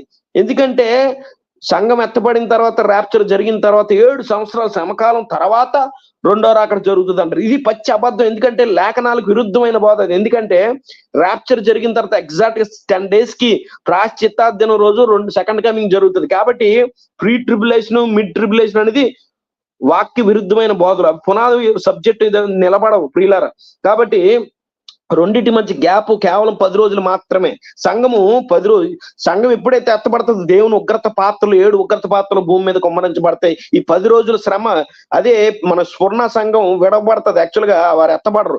కాబట్టి యేసుప్రభు వారు అంటున్నారు స్వర్ణ సంఘంతో, ఇదిగో మీకు 10 రోజుల శ్రమ కలుగుతుంది, మరణం వరకు నమ్మకంగా ఉండు, నీకు జీవ కిరీటం ఇస్తానని మన ప్రభు యేసుక్రీస్తు వారు చెప్పారు. ఏంటి 10 రోజులు అంటే ఏంటి ప్రియులారా? 10 రోజులు అంటే ఏ 10 రోజుల గురించి మాట్లాడుతున్నాడు యేసుప్రభు వారు మాట్లాడేది 7వ నెల మొదటి రోజు నుంచి 7వ నెల 10వ తారీఖు ఎగ్జాక్ట్ గా 10 రోజులు. ఆ 10 రోజులు వారు విడబడతారు. సంఘం ఎత్తబడినప్పుడు వారు స్వర్ణ సంఘం. కాబట్టి వారు 10 రోజులు ఆగాలి. వారు తమ పవిత్రీకరించుకోవాలి. అప్పుడు వారు ఖచ్చితంగా రక్షణ పొందుతారు. ఖచ్చితంగా స్వర్ణ సంఘం కూడా రక్షణ పొందుతుంది. మొట్టమొదట సంఘం ఎత్తబడిది మాత్రం ఫిలాడెల్ఫియా సంఘాన్ని పోలిన సంఘాలు మాత్రమే ఎత్తబడతాయి ప్రియులారా. మరి ఏ సంఘాలు కూడా ఎత్తబడవు. కాబట్టి ఈ ఫిక్స్డ్ అపాయింట్మెంట్ డేస్ క్రైస్తవ సమాజం మర్చిపోయి ఏమనుకుంటున్నారంటే, క్రైస్తవ యేసుప్రభు వారు వచ్చి అన్ని నెరవేర్చేశాడు, కొట్టేశాడు. కాదు. అసలు క్రీస్తు వారు ఇంకా నెరవేర్చాల్సిన చాలా ఉంది. అందుకనే ప్రభు యేసుక్రీస్తు వారు అన్నారు, భూమి ఆకాశాలు ఉన్నంత వరకు అది ఒక ఫస్ట్ కండిషన్. తర్వాత ధర్మశాస్త్రంలో ఉన్నది అంతా నెరవేరేంత వరకు ధర్మశాస్త్రంలో ఒక పొల్లు పోతుంది. ధర్మశాస్త్రం ఉన్నదంతా నెరవేర్చేశాడు యేసుప్రభు వారు? నెరవేర్చలేదు. ధర్మశాస్త్రంలో చాలా విషయాలు మోషే పస్కా రోజు చనిపోతాడని మోషే డేట్ ఫిక్స్ చేశాడు. మోషే రాశాడు. అంటే దేవుడు చెప్తే రాశాడు. మరి డేటు మొదటి రాకడ గురించే మోసే రాశాడా? 2వ రాకడ గురించి రాయలేదా ప్రియులారా? 2వ రాకడ గురించి కూడా మోసే రాశాడు. అందుకనే నన్ను గురించి మోసే రాశాడు. మీరు మోసే మాటలు నమ్మకపోతే నా మాటలు ఎలా నమ్ముతావు అంటున్నాడు. కాబట్టి మోసే 2వ రాకడ మాటలు కూడా రాశాడు. మరి అవి నెరవేర్చాలి కదా యేసుప్రభు వారు. నెరవేర్చేంత వరకు ధర్మశాస్త్రం ఉంటది. కాబట్టి ఈజీగా అప్పుడే మనకు అర్థమైపోతుంది. మీకు పిక్చర్లు లేవు, తర్వాత రాజుగారు చూపిస్తారు. ఒక్కొక్కటి పెడుతూ ఉంటారు, రోజుకొకటి పెడుతూ ఉంటారు. కాబట్టి ఈ పిక్చర్ లో చూడండి, స్క్రీన్ లో రెడ్ కలర్ ఏదైతే కనబడుతుందో పైద అది చూడండి మొదటి రాకలో నెరవేర్చాడు. ఈ పిక్చర్ లో కనపడే రంగులు కూడా చాలా ఇంపార్టెంట్. ఎందుకంటే రెడ్ కలర్ అంటే రక్తానికి సాదృశ్యం, బ్రౌన్ కలరు అంటే మనిషి శరీరంతో ఆయన శరీరంలో భూగర్భంలో ఆయన పాతి పెట్టారు కాబట్టి అది బ్రౌన్ కలరు. తర్వాత పునరుద్ధానం అనేది తెలుపు, పునరుద్ధానికి గుర్తు. తర్వాత పరిశుద్ధాత్ముడు అగ్ని వలె దిగి వచ్చాడు కాబట్టి ఎల్లో ఆరెంజ్ కలర్. కాబట్టి ఈ రంగులకు కూడా ఒక ప్రాధాన్యత ఉంది. మీరు కింద పిక్చర్ లో చూస్తే బ్లూ కలర్ అంటే సంఘము ఆకాశం వైపు ఎత్తబడుతుంది కాబట్టి బ్లూ కలర్. తర్వాత యేసుప్రభు వారు ఆయన ఒక తీక్షణమైన ఉగ్రతతో వస్తాడు కాబట్టి ప్రాయశ్చిత్తార్జనం రోజు అది రెడ్ కలర్ లో ఉంది కింద పిక్చర్ లో. కింద గ్రీన్ కలర్ ఏంటంటే భూమి మీదే దేవుడు పరిపాలన చేయబోతున్నాడు, 1000 ఏళ్ల పరిపాలన కాబట్టి భూమి కలర్ గ్రీన్ కాబట్టి గ్రీన్. తర్వాత పర్పుల్ అనేది అది రాయల్టీకి గుర్తు ప్రియులారా బైబిల్ ప్రకారం. కాబట్టి మనకి ఎగ్జాక్ట్ మనం అందుకనే దేవుడు ఏమన్నాడు ఇందాక చెప్పాను యెషయా పుస్తకం ప్రియులారా, ఆది నుంచి నేను జరగబో విషయాలు తెలియజేస్తున్నాను దేవుడు ముందుగానే చెప్పాడు. కాబట్టి మనకి ఆల్రెడీ డేట్లు తెలిసిపోయాయి. అది ఏ సంవత్సరం అనేది మనకు తెలియదు ప్రియులారా, అది గుర్తు పెట్టుకోవాలి. ఏ సంవత్సరం మనకు తెలియదు కానీ ఏ నెల ఏ రోజో తెలుసు. కాకపోతే ఆ రోజు 2 రోజులు ఎడంలో ఏ రోజున పడవచ్చు. అందుకని ఈ పండగని బూరద్దుల పండగని హిబ్రూలో ముద్దుగా ఏం పిలుస్తారంటే no man knows the day or the hour అంటారు. అంటే ఆ దినమును గురించి గడిని గురించి తెలియదని ఈ పండగకి మారు పేరు. ఎందుకంటే అది ఒకే ఒక పండగ, 7 నియామక కాలాల్లో ఒకే ఒక రోజు, ఒకే ఒక పండగ బూరదోన్ల పండగ మాత్రమే న్యూ మూన్ రోజు పడుతుంది. న్యూ మూన్ రోజు నిర్ధారించడం చాలా కష్టం. 2-3 సాక్షులు శాన్హెడ్రైన్ కి చూసాక, ఫస్ట్ న్యూ మూన్ చూసాక మాత్రం శాన్హెడ్రైన్ కి తెలియజేయాలి. అప్పుడు వారు డిక్లేర్ చేస్తారు. అప్పుడు వారికి ఎవరికి తెలియదు. 29th అంటే మీకు తెలుసు చందమామ భూమి చుట్టూ 29.5 days చుట్టూ తిరుగుతుంది. అంటే ఒక నెలలో 29 రోజులు ఉండొచ్చు లేదా 30 రోజులు ఉండొచ్చు. కాబట్టి కొత్త నెల ఆరంభం అయ్యేది 29వ తారీఖు సాయంత్రం అయినా ఉండొచ్చు, 30వ తారీఖు సాయంత్రం అయినా ఉండొచ్చు. కాబట్టి ఆ 2 రోజులలో ఏ రోజు పడుతుందో ఈ బూరద్దుల పండుగ ఎవరికీ తెలియదు, తండ్రికి తప్ప. కాబట్టి ఆ పండగని న్యూ మూన్ డే అంటారు, న్యూ మూన్ ఫెస్టివల్ అంటారు ప్రియులారా. కాబట్టి ఈ క్రైస్తవులు దే హావ్ లాస్ట్ ఎవ్రీథింగ్. వారు క్రైస్తవ సమాజం మారిపోయింది. ఎందుకంటే they have rejected these appointed times on behalf of the pagan holidays. Christmas కు ఈస్టర్ అని హాలిడేస్ వల్ల వీటికి నాలెడ్జ్ దే హావ్ లాస్ట్. కాబట్టి ప్రియులారా ఈ న్యూమన్ దేవుని క్యాలెండర్ గురించి మరి కొంచెం వివరంగా మీకు చెప్తాను. కాబట్టి గమనించాలి. ఇప్పుడు 7 ముద్రలు ఉన్నాయి ప్రకటన గ్రంథం 6వ అధ్యాయంలో. 6 నేను పిక్చర్ లో పెట్టాను, రాజుగా తర్వాత చూపిస్తారు ప్రియులారా మీకు. 7 ముద్రలో మొదటి ముద్ర ఒకడు తెల్లని గుర్రం మీద ఒకడు వస్తాడట, శాంతి అని వస్తాడట. వాడు జయించడానికి వెళ్తాడట. వాడు చూడండి వాడు ఎంత డేంజరో చూడండి. వాడు యాక్చువల్ గా తెల్లని గుర్రం అంటే మనం ఏమనుకుంటాం, సాధారణంగా యేసుక్రీస్తు వారు అనుకుంటాం. అది తెల్లని గుర్రం మీద వచ్చేది ఎవరు? ప్రకటన గ్రంథం 19లో యేసుప్రభువు వారు వస్తారు. కానీ ఇక్కడ ఉన్నది మాత్రం తెల్లని గుర్రం అబద్ధ క్రీస్తు అంటే యాంటీ క్రైస్ట్. అది మీకు ఆ ఫస్ట్ సీల్ ఎప్పుడు ఓపెన్ అయింది తెలుసా ప్రియులారా? December 21, 2020లో మొదటి ముద్ర, ఆ 7 ముద్రలో ఒకటి మొదటి ముద్ర విప్పబడింది. అది ఎలా తెలుసా? వ్యాక్సిన్లు గుచ్చారు కదా, ఆ వ్యాక్సిన్ ఫస్ట్ శాంతి అని చెప్పి ప్రపంచాన్ని మోసపరిచి జనాల్ని చంపారు ప్రియులారా. వ్యాక్సిన్ల ద్వారా ఈ కరోనా ద్వారా జనాల్ని కోట్ల మంది చంపారు. కాబట్టి మొట్టమొదటి ముద్ర అప్పుడు విప్పబడింది. చూసుకోండి ఎంత త్వరగా ప్రభు రాకడ దగ్గరలో ఉన్నామో. ఇప్పుడు రెండవది మనం ఆల్రెడీ కళ్ళ ముందు జరుగుతుంది ఇప్పుడు యుద్ధము. అది ప్రకటన గ్రంథం 6వ అధ్యాయం 3-4 వచనాలు, మత్తయి సువార్త 24, 6-7 వచనాలు కంపేర్ చేసి చూస్తే యుద్ధాలు జరుగుతాయని ఉంది. అంటే వెంటనే అంతం రాదన్నాడు. ఎందుకు తెలుసా వెంటనే అంతం రాదు? ఇవన్నీ జరిగిన తర్వాత ఈ పరిస్థితులన్నీ ప్రపంచం తారుమారు చేస్తున్నప్పుడు ఒక ప్రపంచ నియంత్రణ రాబోతాడు. అప్పుడు వచ్చిన తర్వాత నేను దేవుడు అని చెప్పుకుంటాడు. అప్పుడు ఆ తర్వాత మహాశ్రమలు ఉంటాయి. ఆ తర్వాత యేసుప్రభువు రాకడ జరుగుతుంది. కాబట్టి యుద్ధాలు జరిగినప్పుడు అంతం వెంటనే రాదన్నాడు. ప్రస్తుతానికి ఇరాన్ కి ఇజ్రాయెల్ కి, హెజ్బుల్లాకి ఇజ్రాయెల్ కి యుద్ధాలు చాలా, తర్వాత యుక్రెయిన్ కి రష్యాకి జరుగుతున్నాయి ప్రియులారా. ఇది 2వ ముద్రలో ఉన్న ప్రస్తుతానికి. 3వ ముద్ర నెక్స్ట్ త్వరలోనే మనం చూడబోదు. కరువు. అది ప్రకటన గ్రంథం 6వ అధ్యాయం 5-6 వచనాలు, మత్తయి సువార్త 24-7 వచనాలు. తర్వాత వచ్చేది మరణం. ప్రకటన గ్రంథం 6వ అధ్యాయం 7-8 వచనాలు, మత్తయి సువార్త 24-7 వచనాలు కంపేర్ చేసి చదివితే రెండు ఒకటే విషయాన్ని తెలియజేస్తున్నాయి. 4వ మూది మరణం. ఆ తర్వాతే మరణాలు, ఎన్ని మరణాలు చూసిన తర్వాత ప్రపంచ ప్రజలందరూ భయపడుతూ ఒక ప్రపంచ నియంత్రణ ఎన్నుకుంటారు. అప్పుడే ప్రభు అయిన యేసుక్రీస్తు స్పష్టంగా చెప్పారు. ఎప్పుడు ఈ మహాశ్రమ స్టార్ట్ అవుతే తెలుసా ప్రియులారా? పరిశుద్ధ స్థలములో మీరు హేయి వస్తువు చూడగానే అని యేసుప్రభువు వారు మత్తయి సువార్త 24:15 చెప్తారు. 20 వచనంలో అప్పుడు మహాశ్రమలు మొదలవుతాయట. మహాశ్రమలు 7 సంవత్సరాలు ఉండవు ప్రియులారా, 3.5 సంవత్సరాలు మాత్రం ఉంటాయి. బైబిల్లో ఎక్కడ 7 సంవత్సరాల సమకాలం అని బైబిల్ ఒక రెఫరెన్స్ లేదు. అయితే ఇప్పుడు ప్రస్తుతానికి బైబిల్లో చెప్పినట్టు యేసుప్రభువు వారు మాట్లాడినట్టు మత్తయి సువార్త 24:8 ప్రకారం ఇవన్నీ వేదనలకు ఆరంభం అనే కాలంలో ఉన్నాం. ఇదంతా తీవ్ర స్థాయి పెరిగి అబద్ధ క్రీస్తు దేవాలయంలో ఒక బలిపీఠం రాబోయే రోజుల్లో యెరూషలేము కట్టబోతున్నారు ప్రియులారా. ఆ యెరూషలేములో ఒక ఆల్టర్, ఒక బలిపీఠం కట్టిన తర్వాత మనం చూడాలి. అది ఆ సన్నివేశం త్వరలోనే మనం చూడబోతున్నాం ప్రియులారా. ఆ సన్నివేశం చూశాక అబద్ధ క్రీస్తు ఎవడో మనకు తెలియదు, మరి చూద్దాం. వాడు ప్రవేశించి నేను దేవుడు అని చెప్పుకుంటాడు. అప్పుడే అఫీషియల్ గా 3.5 సంవత్సరాలు మహాశ్రమలు స్టార్ట్ అవుతాయి. మహాశ్రమల అంతములో బోర్ధ్వనుల పండుగ రోజు అనగా 7వ నెల మొదటి రోజు అనగా మన క్యాలెండర్ లో సెప్టెంబర్, అక్టోబర్ రోజు సంఘం ఎత్తబడుతుంది. సంఘం ఎత్తబడిన 10 రోజుల తర్వాత సంఘముతో వస్తాడు యేసుప్రభు వారు. యామ్ కిప్పూర్ రోజు, యామ్ కిప్పూర్ అంటే ప్రాయశ్చిత్తార్థ దినం రోజు, అది fasting day, face to face day. కాబట్టి ఈ విషయాలు మనం గమనించాలి. కాబట్టి మనం లేవికాండం 23లో చదివితే మనం దేవుడైన యెహోవా మాట్లాడుతున్నాడు. దేవుడైన యెహోవా మాట్లాడుతూ ఎలా చెప్పాడు, 1, 3, 4 వచనాలు మనం చదువుకోగలిగితే, మరియు యెహోవా యోషువకు ఇలాగ సెలవిచ్చిన, నువ్వు ఇశ్రాయేలు తిట్లను మీరు చాటింపవలసిన యెహోవా నియమకాలు ఇవే. ఇక్కడ చాలా మంది మన క్రైస్తవ సహోదరులు తప్పుగా అర్థం చేసుకుంటారు. ఇక్కడ మోషే ఇజ్రాయెల్తో చెప్పమన్నాడు, క్రైస్తవులతో కాదు కదా ఇవి ఇజ్రాయేలీలకి పండగలు. అందుకనే దేవుడు ఇక్కడ మనకి జాగ్రత్తగా చెప్తున్నాడు, యెహోవా ఇవి నా నియమక కాలాలు అని దేవుడు చెప్తున్నాడు. యూదులు కాదు, ఇజ్రాయేలీలు కాదు, ఏ దేవుడివి, తండ్రి అయిన దేవునికి సంబంధించినవి. కాబట్టి మనం గమనించాలి. ఇక్కడ ఇజ్రాయేలీలతో చెప్పమన్నాడు కానీ క్రైస్తవులతో కాదంటే, మన దురదృష్టకరంగా మన తెలుగు రాష్ట్ర క్రైస్తవులు విశ్వాసులు తెలుసుకోవాల్సిన విషయం ఏంటంటే, దేవుని దృష్టిలో ఇద్దరు ప్రజలు ఉన్నారు ప్రియులారా. ఒకళ్ళు ఇజ్రాయేలు, ఒకళ్ళు అన్య జనులు. 2 అన్య జనులు అంటే కవనెంట్ కి, నిబంధనకు వెలుపుతున్నవారు. మరి నిబంధనలు ఉన్నవారంటే ఇజ్రాయేల్. 2 గ్రూపులు ఉన్నాయి, 3వ గ్రూప్ లేదు. మీరు ఆలోచన చేయాలి. బైబిల్లో మీరు గమనించాల్సింది, ప్రకటన రోమా పత్రిక 11వ అధ్యాయం చదివితే మీరు స్పష్టంగా ఒలీవ చెట్టు, అపోస్తలుడైన పౌలు చెప్తాడు, ఒలీవ చెట్టు అంటే ఇజ్రాయెల్ దేశానికి ఒక గుర్తు. ఆ ఒలీవ చెట్ల సహజమైన కొమ్మలు విరిచేశాడు. ఎప్పుడు అది విరిచేశాడు? యోధావారు ఎప్పుడైతే యేసుప్రభువుని సిలువేశారో, అత్యధికులు తృణీకరించారో, ఆ సహజమైన కొమ్మలు దేవుడు విరిచేశాడు. విరిచేసిన తర్వాత అడవి కొమ్మలు, ఒకప్పుడు అన్ని జనులు అడవి కొమ్మలు తీసుకొచ్చే సహజమైన చెట్టుకి మనకు అతికించారు. ఆ సహజమైన చెట్టు ఎవరండి? ఇజ్రాయేల్. మనం వారిని భరించట్లేదు, వారేమన్నా భరిస్తున్నారు, ఆ విషయం తెలియాలి. మనం ఒకప్పుడు అన్ని జనులు యేసుక్రీస్తు రక్తంలో కడబడిన మనము ఆ చెట్టుకి, ఇజ్రాయేల్ చెట్టుకి మనం అంటబడ్డాం. We are no longer a gentile but we are a Israelite. మనం ఇప్పుడు ఇజ్రాయేలీలు కాబట్టి ఇజ్రాయెల్ తిట్లను మనం మోషేతో చెప్పినప్పుడు అది వారికి, మనకు కాదు అనుకోకండి అసలు. ఎందుకంటే కొత్త నిబంధన ఎవరితో చేశాడు దేవుడు? కొత్త నిబంధన ఎవరితో చేస్తాడు ప్రియులారా? క్రైస్తవులతో చేస్తానడా? బైబిల్లో ఒక రెఫరెన్స్ చూపించండి క్రైస్తవులు చేస్తారని. ఒక్క రెఫరెన్స్ లేదు. దేవుడు ఏమన్నాడు?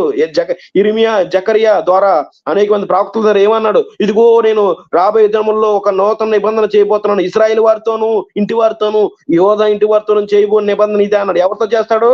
చెదిరిపోయిన 10 గోత్రాల వారితోనూ, అక్కడ యోధా వారితోనూ దేవుడు చేస్తాడు. మరి క్రైస్తవులు ఎక్కడ ఉన్నారు? ఇక్కడ క్రైస్తవులని గుంపు, సెపరేట్ గుంపు లేదు. మనం క్రీస్తుని అంగీకరించిన తర్వాత మన నిజమైన క్రైస్తవుడు అయితే మనం ఇజ్రాయేలుడు. ఎందుకంటే క్రీస్తుని అంగీకరించి ప్రతి వారు ఆ ఒలీవ చెట్టుకి అంటకట్టాడు దేవుడు. కాబట్టి వారు తిన్న ఫుడ్డే మనం తినాలి. ఏ వేలు అయితే భోజనం వస్తుంది వారికి, వేలులోంచి ఆ వేలు ఎవరో? క్రీస్తు, దేవుని వాక్యము. ఆ వాక్యము తిన్న ఆహారం మనం తినాలి.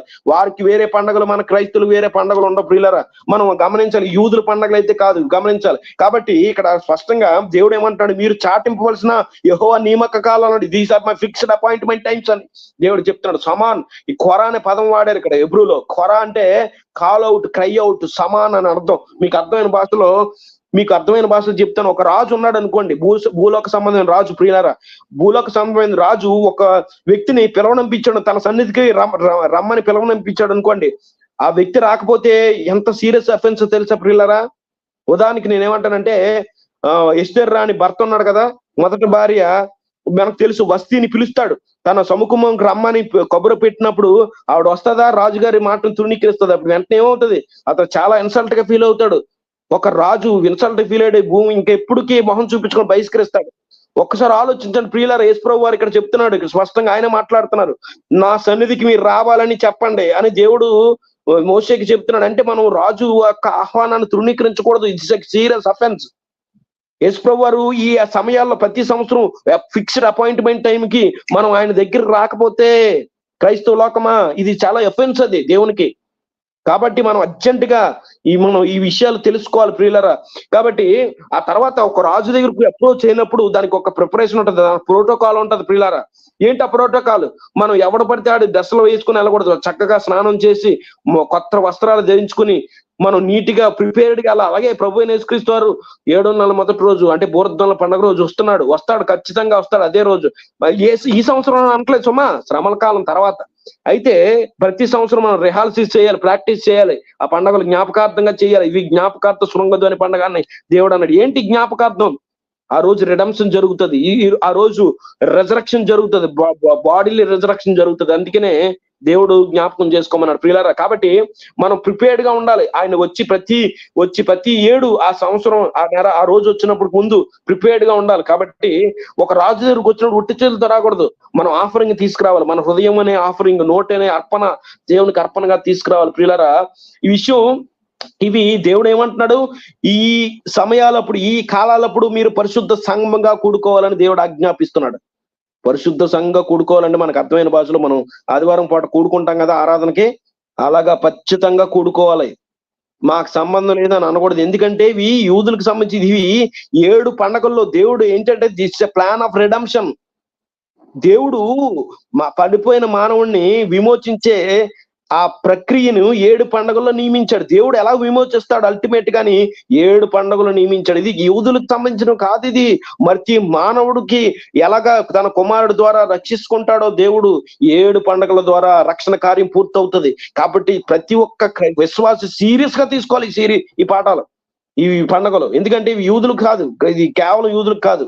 కాబట్టి గమనించాలి, పరిశుద్ధ సంఘముగా కూడుకోవాలి అని బైబిల్ వాక్యం చెబుతుంది. లేవికాండ 23లో మనం దాని గురించి వివరం ఉంటుంది. బూరధ్వనుల పండుగ గురించి మనకి వాక్యం తెలిసి 23వ అధ్యాయము లేవికాండ 23 నుంచి 25 వచనం చదువు. మరియు యెహోవా మోషేకి ఇలాగ సెలవిచ్చును, నువ్వు ఇశ్రాయేలుతో ఇట్లనుము, 7వ నెల మొదటి దినము నీకు విశ్రాంతి దినము, అందులో జ్ఞాపకార్థ శృంగధ్వని, అది it's a memorial, it's a day of blasting, Yom Teruah అంటారు. విన్నప్పుడు మీరు పరిశుద్ధ సంఘంగా కూడుకోవాలి ఖచ్చితంగా. ఎందుకంటే ప్రభు మధ్యాకాశానికి వచ్చినప్పుడు తన దూతను పంపించి పరిశుద్ధ సంఘంగా కూరుస్తాడు. కాబట్టి ఇది జ్ఞాపకార్థ దినం. అందులో జీవనాపది ఏ పని చేయకూడదు, మాని యెహోవా కామం చేయాలి, ఏ పని చేయకూడదు. ఎందుకంటే ఆ రోజు మన ప్రభు వచ్చిన రోజు ఎంత ఆనందమైన, ఎంత సంతోషకరమైన దినం ప్రియులారా. ఆ దినాన్ని మనం ఎలాగ మర్చిపోతున్నాం ప్రియులారా. ప్రభు ఏ రోజున వస్తాడు? దొంగల రాడు, అలా దొంగల రావడానికి అవకాశమే లేదు. ఎవరికి దొంగలా వస్తాడు? ఎవడైతే చీకట్లో ఉంటాడో. ఈ పండగలు, ఈ దేవుని వాక్యం గైకొనరు. నీ వాక్యము నా పాదములకు దీపము, వాక్యానుసారంగా ఎవరైతే నడుచుకుంటారో వారికి వెలుగు ఈ వాక్యం ఇస్తుంది. కాబట్టి వెలుగు సంబంధులకి దేవుడు చీకటిగా రాడు, దొంగసాటుగా రాడు ప్రియులారా. కాబట్టి అదే విషయాన్ని మన లేవికాండంలో కూడా, సంఖ్యాకాండం 29వ వచనంలో కూడా 7వ నెల మొదటి తేదీన కరెక్ట్ గా ఎగ్జాక్ట్ ఫిక్స్డ్ డేట్లు ఇవన్నీ పరిశుద్ధ సంఘంగా కూడుకోవాలి. మీరు జీవనోపాధి ఏ పని చేయకూడదు. అది మీకు శృంగధ్వని పండుగ, ఇట్స్ డే ఆఫ్ ట్రంపెట్స్. కడబోర మోగినప్పుడు మృతులైన వారు తిరిగి లేస్తారు. పౌలు ఎలా చెప్తున్నాడు? గెస్ వర్కా లేకపోతే న్యూ రెవల్యూషనా? కొత్తగా ఇదివరకు లేని ప్రవక్తలకు తెలియజేయని విషయాలు పౌలుకి తెలియజేశాడా? కాదు. ఆయన త్వరాన్ని బాగా స్టడీ చేస్తాడు, ప్రవక్తల మాటలు బాగా స్టడీ చేస్తాడు. కాబట్టి ఆ అపోస్తలుడైన పౌలుకి తెలుసు కడబోర్ అంటే ఏంటి. కడబోర్ అంటే లాస్ట్ ట్రంపెట్. మీకు తెలుసా ప్రియులారా, ఫీస్ట్ ఆఫ్ ట్రంపెట్స్ అనే పండుగ రోజు 100 బోర శబ్దాలు చేస్తారు. 99 శబ్దాలు చేసిన తర్వాత లాస్ట్ తెకియ గొదేలా అనే ఒక లాస్ట్ ట్రంపెట్, ఒక బ్రీత్ అంతా హోల్డ్ చేసి దాన్ని ఊదుతారు. అదే లాస్ట్ ట్రంపెట్ అంటే 100 బ్లాస్ట్ ని ట్రెడిషనల్ గా పౌలు తెలుసు. అప్పుడు కాలం క్రైస్తవులకి, ఆ విశ్వాసులకు తెలుసు ఆ విషయాలు. కాబట్టి కడబోరు మోగినాడు మృతులు పునరుద్ధానం జరుగుతుంది ఎలా చెప్పాడు పౌలు? మీరు ఆలోచించేయండి. ఎక్కడున్నాయో తెలుసా విషయం? యెషయా చెప్పాడు ఆ విషయాలు. ఎక్కడున్నాయో తెలుసా ఆ విషయాలు? జెరెమియా చెప్పాడు. ఎవరు చెప్పారు? యెహెజ్కేలు చెప్పాడు ఈ విషయాలు. ఈ వచనాలన్నీ క్రోడీకరించి పౌలు కడబోరు అంటే ఆయన ఉద్దేశంలో బూరధ్వనుల పండుగ రోజు ఎగ్జాక్ట్ గా అదే రోజు 7వ నెల మొదటి రోజు మనం ఆఖరి బోర వినపడినప్పుడు సంఘం ఎత్తబడుతుంది అన్న లాస్ట్ ట్రంపెట్ రోజు. కాబట్టి మనం గమనించాలి ప్రియులారా, మనం అనేకమైన విషయాలు ఉన్నాయి. ఈ పండగని ఇయర్లీ సాబెత్ అంటారు, అంటే సంవత్సరం వచ్చే సాబెత్ అంటారు. ఇస్తే ఈ పండగకి అనేకమైన ముద్దు పేర్లు ఉన్నాయి. ఒకటి మీకు చెప్తాను. It's a yearly sabbath, it's a new moon festival, it's a memorial, it's remembrance, it's a reminder day, it's a blow of trumpet, joyful shouting day, it's a sacred assembly, no servile work and offering made by fire, 2 silver trumpets. ఈ రోజు అన్ని ఈ దినానుకున్న ప్రత్యేకతలు మీకు తెలియజేశాను. ఇప్పుడు దాకా మీరు బాగానే ఉన్నారు బ్రదరు, మీరు బాగానే చెప్పారు, నాకు ప్రూవ్ చేయండి ఈ రోజు బూరధ్వనుల పండుగ రోజు ఎత్తబడుతుందని. మీరు ఎలా చెప్తారు? మీకు అర్థమైంది మాకు ఈ పండుగల గురించి, ఇంకో 3 నెరవేర్చబడలేదని మాకు అర్థమైంది. అయితే ఎలా వాక్యం ప్రూవ్ చేస్తారు? పౌలు కడబోరు మోగినాడు ఎత్తబడుతుంది ఎలా చెప్పాడు తెలుసా? మీకు రెఫరెన్స్ ఇస్తాను, రాసుకోండి. మొత్తం అంతా చదవడం సాధ్యం కాదు. ఈ పదాలు మీరు గుర్తుపెట్టుకోవాలి. ఎప్పుడైనా ఫీస్ట్ ఆఫ్ ట్రంపెట్స్ రోజు బైబిల్ అంతా ఉంది. ప్రవక్తలందరూ ఈ పండగ గురించి మాట్లాడారు. అయితే డైరెక్ట్ గా రెఫరెన్స్ మాట్లాడలేదు. ఫీస్ట్ ఆఫ్ ట్రంపెట్స్ అని పదం రాయలేదు, కానీ ఒక తేరు అంటే షౌటింగ్, జాయ్ఫుల్ షౌటింగ్, కేక వేయడం, శబ్దం చేయడం మాట. ఇది పదాలు ఈ థిమాటికల్ గా కనెక్ట్ చేయాలి వాక్యాన్ని, అప్పుడే మీకు అర్థమవుతుంది. ఉదాహరణకి మీకు ఒక్కొక్కటి చెప్తాను, రెఫరెన్స్లు రాసుకోండి ప్రియులారా. యెషయా 58:1-4 మీరు చదువుకుంటే ఇక్కడ ఈ లాంగ్వేజ్, ఈ యామ్ తేరువా, ఈ ఫీస్ట్ ఆఫ్ ట్రంపెట్స్ లాంగ్వేజ్ మనకు కనపరచండి. యెషయా ఏమంటున్నాడు చూడ, తాళ్ళక బోర ఊదినట్టు ఎలుగెత్తి బిగ్గరగా కేకలు వేయం. ఇక్కడ ఖొరా అనే పదం వాడారు ఇక్కడ హిబ్రూలో. అంటే ఖొరా అంటే ఏంటి? సమన్ చేయడు, రాజు పిలుస్తున్నాడు తన వద్దకి. ఇంగ్లీష్ లో lift up thy voice like a trumpet and shew my people the transgression. చూడండి, ఈ trumpet blast is a call to repentance. ఎందుకు బోర శబ్దం ఎందుకు చేస్తారు ప్రియులారా? It's a call to repentance from their sins అని మనం ఫస్ట్ థీమ్ అర్థం చేసుకోవాలి. A trumpet call is a call to repent from their transgressions అని దేవుడు పిలుస్తున్నాడు ఇక్కడ.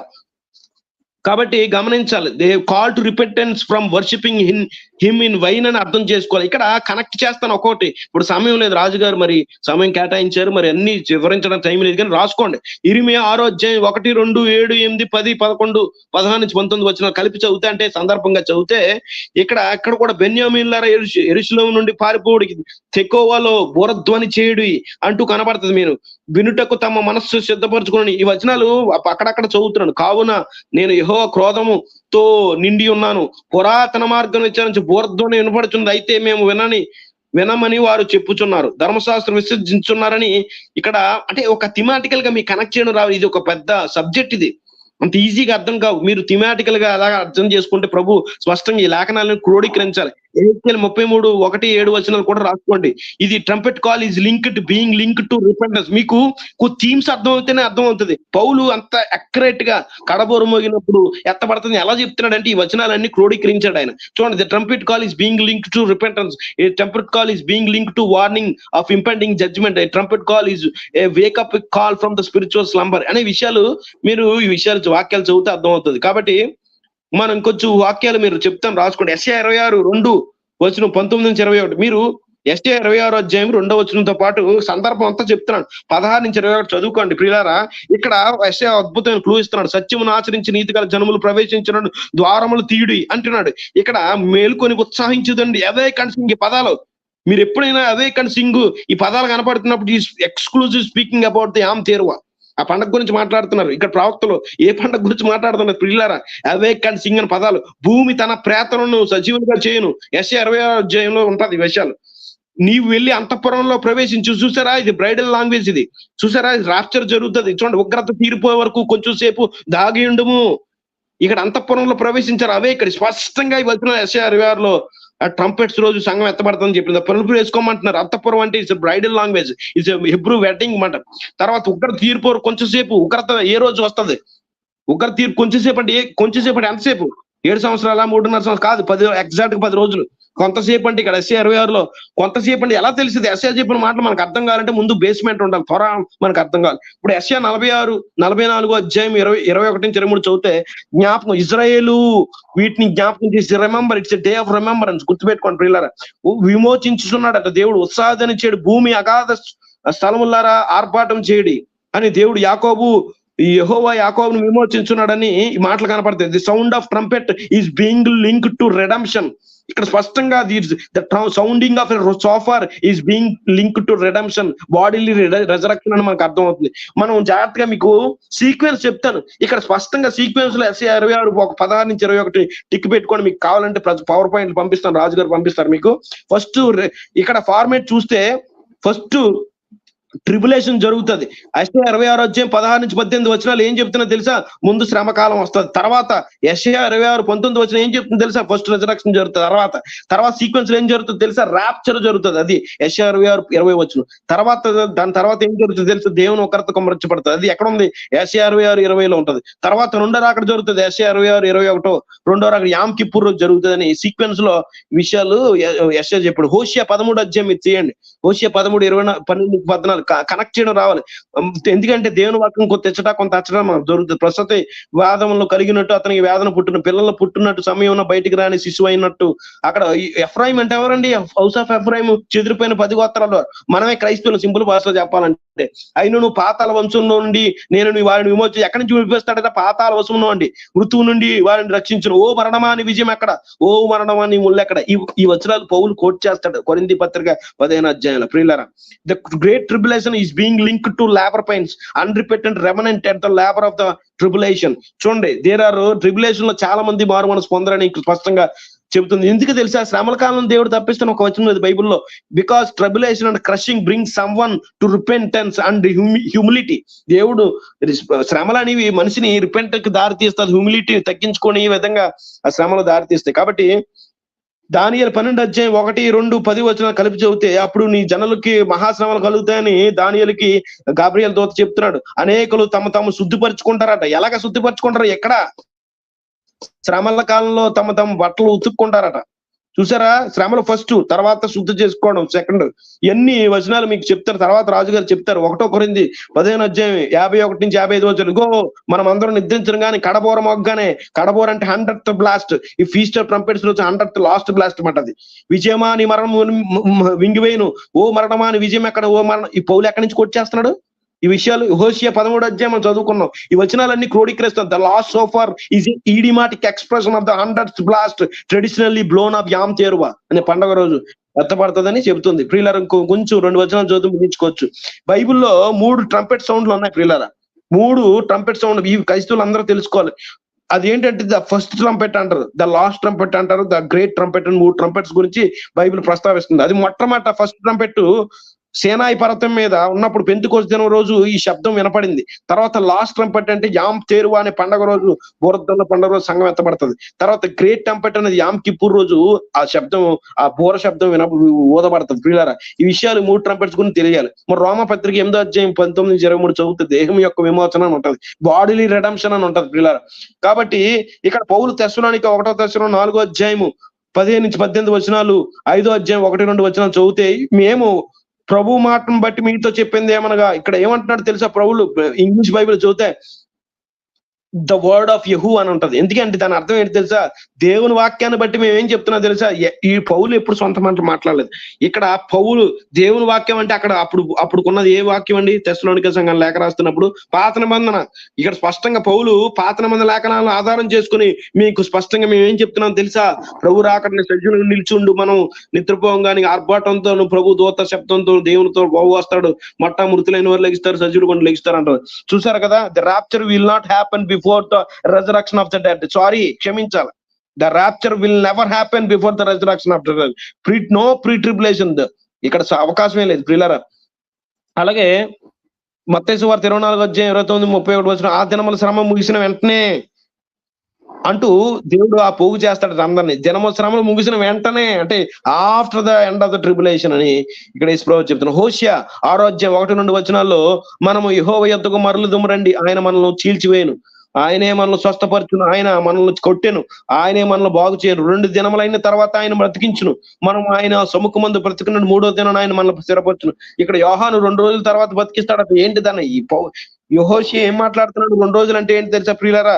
2 రోజులు అంటే ఎగ్జాక్ట్ గా 2000 సంవత్సరాలు. అంటే క్రీస్తు వారు చనిపోయిన దగ్గర నుంచి ఆయన పునరుద్ధానానికి దగ్గర నుంచి ఎగ్జాక్ట్ గా 2 రోజుల తర్వాత అంటే ఎగ్జాక్ట్ గా 2000 years తర్వాత ఆయన రాకడ జరుగుతుంది, పునరుద్ధరణ రెజరక్షన్ జరుగుతుంది అట. 3వ రోజు ఆయన సముఖం మనం కనపడతామంట. అంటే అర్థం 3వ రోజు అంటే విజయాన్ని పరిపాలన. 3వ రోజు ఎగ్జాక్ట్ గా చూడండి, 5th, 6th డే అంటే ఇప్పుడు 4th డే ఎండింగ్ లో ప్రభు అయిన యేసుక్రీస్తు వారు సిలువ వేయబడ్డారు. 4th డే ఎండింగ్ లో, 5th, 6th అంటే 2000 years ఎండింగ్ లో, 6000 years ఎండింగ్ లో ప్రభు రాకడ పునరుద్ధరణ జరుగుతుంది. ఆ తర్వాత 7th డే అంటే విజయాన్ని పరిపాలన. ఆ టైంలో మనం యేసు ప్రభు వారు ముఖాముఖిగా మనం చూస్తామని హోషియా చెబుతున్నాడు ప్రియులు. కాబట్టి ప్రియులారా అర్థం చేసుకోవాలి, మనం ఈ విషయాలన్నీ అర్థం చేసుకోవాలి. ఇప్పుడు ఈ పండగ ఎంత ప్రాముఖ్యమైందంటే, ఈ పండగ ఎప్పుడు పడతాయో, ప్రభు రాకడ ఎప్పుడు జరుగుతుందో తెలియాలంటే ఈ క్యాలెండర్ మీద అవగాహన ఉండాలి. ఇగోండి, నేను క్యాలెండర్ మీకు తర్వాత చూపిస్తాను, రాజుగారు పంపిస్తారు మీకు. చూడండి, ఇక్కడ ఈ అక్టోబర్ 4వ తారీఖు అంటే రేపు సాయంత్రం waxing crescent moon, first visible moon కనపడుతుంది. అదే ఫస్ట్ డే. 7వ నెల మొదటి రోజు. కాబట్టి బైబిల్ క్యాలెండర్ ప్రకారం ఊర్ధ్వనుల పండుగ అక్టోబర్ 4 సాయంత్రం నుంచి అక్టోబర్ 5 వరకు, ప్రాయశ్చిత్తార్థం అక్టోబర్ 13 నుంచి అక్టోబర్ 14 వరకు, ప్రాణశాల పండుగ అక్టోబర్ 18 సాయంత్రం నుంచి అక్టోబర్ 25 వరకు. ఈ పండుగలు మీరు గుర్తుపెట్టుకుంటున్నారా? మీరు చాలా మంది అనుకోవచ్చు, ఇప్పుడు ఇంత అవసరమా అండి, మనకి అవసరమా అని అంటే, ఇప్పుడు దాకా చెప్పిన తర్వాత కూడా అవసరమా అని అడుగుతారు చాలా మంది. కానీ దురదృష్టకరం ఏంటంటే బైబిల్ సరిగ్గా చదవలేదు మీరు, ప్రవక్తల మాటలు సరిగ్గా చదవలేదు. ఎందుకంటే యెషయా 66 అధ్యాయం ఇవి ఈ పండుగలు ఇప్పుడే కాదు ప్రియులారా, భూమి ఆకాశం ఉన్నంత వరకు అందరూ పాటించాల్సిందే, ఇంకో వేరే ఆప్షన్ లేదు. ఎందుకు తెలుసా? యెషయా 66, 22 నుంచి 24 వచనాలు చదివితే విజ్ఞాన పరిపాలన అట ప్రతి ఒక్కడు ప్రతి అమావాస్య రోజు, ప్రతి విశ్రాంతి దినం రోజు ఆయన సన్నిధి మొక్కడానికి సమస్త శరీరంలో వస్తారట. ఎందుకు? ప్రతి విశ్రాంతి దినం రోజు, ప్రతి ఆదివారం కాదు, ప్రతి విశ్రాంతి దినం రోజు వస్తారు. ఏమైనా పండుగలు కానీ ఏ ఆజ్ఞలు కొట్టివేయబడలేదు. చాలా మంది క్రైస్తవులు వాక్యం సరిగ్గా చదవకపోవడం వల్ల వచ్చిన సమస్య. అలాగే యెషయా 66 కాదు ప్రియులారా, మీకు జకరియా 14 అన్నిటికన్నా గ్రేటెస్ట్ ప్రూఫ్. మన ప్రభువైన యెహోవా ఆయన దూతలతో వస్తాడు, పరిశుద్ధులతో వస్తాడు. ఒలీవ కొండ మీద కాలు పెట్టినప్పుడు మనం ఇక్కడ వచనాలు జకరియా 14 అందరూ మీకు హోంవర్క్ మీరు చదువుకోండి. అక్కడ స్పష్టంగా యెహోవా సర్వలోకం రాజ్యం ఉంటాడు, ఆయన ఒక్కడే, ఆయన పేరు ఒకటే నువ్వు అర్థపడుతుందట. ఆ చివరి వచనాలు చదివితే, మరియు యెరూషలేము మీదకి వచ్చిన అన్యజనుల్లో శేషించిన వారు సైన్యములకు అధిపతి యెహోవాన రాజును మొక్కుటకు పర్ణశాల పండగ ఆచరించుటకు ఏటాటా వస్తురు. ఎప్పుడు వస్తారు ఏటాటా? ఇది ఇంకా జరగలేదు. ఏటాట ఎప్పుడు వస్తారట? విజ్ఞాన పరిపాలన ప్రతి ఒక్కడు అన్ని జనులు అందరూ ఈ పండగలు పాటించాలట. పాటించకపోతే దేవుడు కఠినమైన శిక్ష విధిస్తాడు. చూసుకోండి ప్రియులారా, మీరు ఆలోచన చేయండి. అన్ని జనులకు మాత్రమే కాదు, ఇది ఇజ్రాయెల్ అనుకున్న వారికి చెంప చెల్లుమంటది ఈ వాక్యాలు. ఎందుకంటే ప్రతి అన్ని జనులు ప్రభువుని ఆరాధించడానికి పర్ణశాల పండగ ఆచరించాలి, కంపల్సరీగా ఆచరించాలి. లేకపోతే వర్షం కురిపించడంట, చాలా ప్రమాదం ఉంది ప్రియులారా. మరి ఆలోచించండి. అంత మాత్రమే కాదు, జకరియా 14లో మాత్రమే కాదు, మీరు యెషయా 2వ అధ్యాయము, యెషయా అవి కూడా యెషయా 2వ అధ్యాయం చదివినా మీకు విషయాలు అర్థమవుతాయి. నేనేమంటానంటే, సింపుల్ గా నాకు టైం అవుతుంది కదా, రాజుగారికి సమయం ఇచ్చాలి. నేనేమంటానంటే, ఖచ్చితంగా ఈ పండుగలు వెయ్యాన పరిపాలనలో కూడా ప్రతి తూచ తప్పకుండా పాటిస్తారు, ఇంక్లూడింగ్ బలి అర్పణలు. మీరు కావాలంటే జకరియా 14 అధ్యాయం సిన్సియర్ గా చదవండి, కాంటెక్స్ట్ లో సందర్భ సహితంగా చదవండి. విజ్ఞాన పరిపాలన వచ్చిన తర్వాత ఒక దేవాలయం ఉండబోతుంది. ఆ దేవాలయం యేసుప్రభు వారు కూర్చోబోతున్నారు. ఆ దేవాలయంలో బలి అర్పణలు యాజకులు దేవుడు ఎక్స్క్లూజివ్ గా జదోకు వంశస్థుల్ని దేవుడు నియమించబోతున్నాడు. వారు నిత్యము బలి అర్పిస్తారు. కాబట్టి క్రైస్తవులందరూ షాక్ తింటారు, ఇదేంటి బలి కొట్టేశాడు అనుకున్నాం. కాబట్టి నేనేమంటానంటే, ప్రభువు చెప్పిన మాటలు మనం అపార్థం చేసుకుంటే మాకు బైబిలే అర్థం కాదు. ప్రభు చెప్పారు భూమి ఆకాశంలో ఉన్నంత వరకు ధర్మశాస్త్రం ఉంటది అంటారు. మరి చాలా మంది క్రైస్తవులు ఏమని చెప్తారు? యేసుప్రభు వారు సిలువలో కొట్టేశాడు, నెరవేర్చి కొట్టేశాడు. మరి యేసుప్రభు వారు దాన్ని పూర్తి వ్యతిరేకంగా మాట్లాడుతున్నాడే. భూమి ఆకాశంలో ఉన్నంత వరకు ధర్మశాస్త్రం ఉంటదట. ఆయన బోధేం అది. మీరు ఎవరిని ఫాలో అవుతున్నారో ఆలోచించండి. క్రీస్తున బైబిల్లో యేసున మరొక యేసుని, బైబిల్లో ఇంకో యేసు ఉన్నాడు. ఎందుకంటే అపోస్తలుడైన పౌలు చెప్తున్నాడు, మేము చెప్పిన సువార్త కాకుండా, మేము ప్రకటించిన యేసుని కాకుండా మరొక ఎవరైనా యేసు పంపిస్తాడు, శాపగ్రస్తుడట. మరి ఎవరిని ఏ యేసును ఫాలో అవుతున్నారో ఆలోచన చేయండి. కాబట్టి ప్రియులారా, ఈ విషయాలన్నీ మీరు గుర్తుపెట్టుకోండి. ఇవన్నీ సంఘం ఎత్తపడతాయని అంటే మీకు నిరూపించే ప్రయత్నం. కాబట్టి అలాగే ఇప్పుడు అది విషయాలు కొన్ని పక్కన పెడితే, ప్రభు ఎగ్జాక్ట్ ఇదే రోజు పుట్టాడు. మీకు ఇంత వివరంగా మీకు చెప్పడానికి సమయం లేదు, కానీ రాజుగారి సమయం ఇస్తాను. ప్రకటన గ్రంథం 12వ అధ్యాయం చేద్దాం, సింపుల్ గా తీసేద్దాం ప్రియులారా. ఇంకెందుకు తర్జన భర్జన. ప్రకటన చూడండి, యేసుప్రభు వారు ఎప్పుడు పుట్టారో బైబిల్లో ఉందా? మొత్తం మాత్రం ప్రశ్నలు అడుగుతారు, మీ బైబిల్లో యేసుప్రభు వారు పుట్టిన రోజు లేదు ఉన్నది. వీడికి అర్థం కాలేదు, ఆ పత్తోన మాదిరికి అర్థం కాదు. బైబిల్లో ఎప్పుడు పుట్టాడో exact day, exact year, exact time కూడా దేవుడు రాయించాడు. ఉదాహరణకి మీకు ఒక్క ఉదాహరణ చూపిస్తాను. ప్రకటన గ్రంథం 12వ అధ్యాయము 1వ వచనం చూడండి. ఎవరో చాలా మంది పట్టించుకోరు. ఇక్కడ వచనంలో ఏమని రాసి ఉంటది ప్రియులారా? ఇక్కడ ప్రకటన చదువుతాం చూడండి. And there appeared a great sign wonder in heaven, a woman clothed with the sun and the moon under her feet and upon her head a crown of 12 stars అని ఉంది. And she being with the child cry travelling in birth and pain to be delivered. ఇక్కడ మీకు స్పష్టంగా యోహాను పరలోకంలో దర్శనం చూశాడట. ఏంటి? సూచన చూశాడట. ఏంటి? ఒక స్త్రీ అట సూర్యుని ధరించుకుందట. ఏం మాట్లాడుతున్నాడండి యోహాను? ఎప్పుడైనా మీరు క్రైస్తవ సమాజం గుర్తుపెట్టింది, యోహాను ఒక స్త్రీ ఏంటి, ఆకాశంలో స్త్రీ ఉండడం ఏంటి, సూర్యుని ధరించుకోవడం ఏంటి, చందమామ కాలు కింద ఉండడం ఏంటి, తన తలపైన 12 నక్షత్రాలు కిరీటంగా పెట్టుకోవడం ఏంటి, ఒక మగబెట్టకి జన్మనివ్వడానికి రెడీ అవడం ఏంటి, కిందనే ఒక డ్రాగన్ ఉండడం ఏంటి, ఆ రెడ్ డ్రాగన్ తల 7 తలలు 10 కొమ్ములు ఉంటాయట, అది మింగిడని ట్రై చేస్తుందట. ఏం చెప్తున్నాడు యోహాను? ఎక్కడ చూశాడు అట? ఆకాశంలో చూశాడు. ఆకాశంలో ఇక్కడ ఏం చెప్తున్నాడు తెలుసు? సింపుల్ గా కన్యరాశి. సూర్యుడు కన్యరాశిలో ఉంటాడు. మీకు ఒక సవాలు క్రైస్తవ సమాజం అంతటికి, సూర్యుడు ఒకే ఒక నెల కన్యరాశిలో ఉంటాడు, బెతుల్ల కాన్స్టలేషన్ లో ఉంటాడు. అదే నెల తెలుసా? సెప్టెంబర్ అక్టోబర్ నెలలో మాత్రమే. సూర్యుడు కాన్స్టలేషన్ విర్గోలో ఉంటాడు. కన్ని రాశి అంటారు బైబిల్లో. రాశుల గురించి లేదో రాశుల గురించి ఉన్నది బైబిల్లో స్పష్టంగా అన్ని చోట్ల ఉంది బైబిల్లో. చూడండి, కన్ని రాశులు చూశాడు యోహాన్. యాక్చువల్ గా దేవుడు చూపించాడు. ఆ కన్ని రాశి సూర్యుని ధరించుకుందాం అంటే ప్రకటన మీరు కీర్తనలు 19 అధ్యాయం చదివితే దేవుడు అట్ట సూర్యుడికి సర్క్యూట్ ఏర్పాటు చేశాడట. ఎక్కడ దేంట్లో సర్క్యూట్ ప్రియులారా తెలుసా? 12 రాసుల్లో సర్క్యూట్ ఏర్పాటు చేశాడు. ప్రతి నెల ఒక్కొక్క నెలలో స్పెసిఫిక్ గా సన్ ఒక్కొక్క కాన్స్టలేషన్ లోకి ఎంటర్ అవుతుంది. ఇక్కడ ఎగ్జాక్ట్ గా నేను చెప్తున్నాను, సెప్టెంబర్ అక్టోబర్ లో మాత్రమే యేసుప్రభు వారు పుట్టారు. ఎలా తెలుసా? ఆ నెల తెలుసుకోవచ్చు. నెల సన్ ఎక్కడ ఏ డైరెక్షన్ ఉన్నాడో, సన్ ఏ కాన్స్టలేషన్ ఉన్నాడో దాన్ని బట్టి ఏ నెలలో తెలుసుకోవచ్చు. ఇప్పుడు మూను కాల్ దగ్గర ఉందట. మూన్ కాల్ దగ్గర ఉన్న రోజు ఏ రోజు తెలుసా? యేసుప్రభు వారు పుట్టినరోజు న్యూ మూన్ రోజు. అది 7th month new moon. Exact గా యేసుప్రభు వారు పుట్టినరోజు సెప్టెంబర్ 11th 3rd BC లో పుట్టాడు యేసుప్రభు వారు. ఎగ్జాక్ట్ డేకి సాయంత్రం 6:30 నుంచి 7:30, ఒక 6:15 నుంచి 7:30 మధ్యలో పుట్టాడు యేసుప్రభు వారు. ఎగ్జాక్ట్ చూడండి, బైబిల్ అంతా వివరణ ఉంది. మీరు కావాలంటే ప్రకటన 12:1 చదవండి. కాబట్టి ఈ విషయాలు ఒకటి మాత్రం చెప్తాను రాజుగారికి. ఇప్పుడు నా సమయాన్ని కేటాయిస్తాను. ఇప్పటికే ఆయన ఓపిక గా ఉన్నారు. మరి పవర్ పాయింట్ మరి సమయాన్ని రాజుగారికి అప్ చెప్తాను. రాజుగారు మీకు అప్ చెప్పేస్తాను టైం.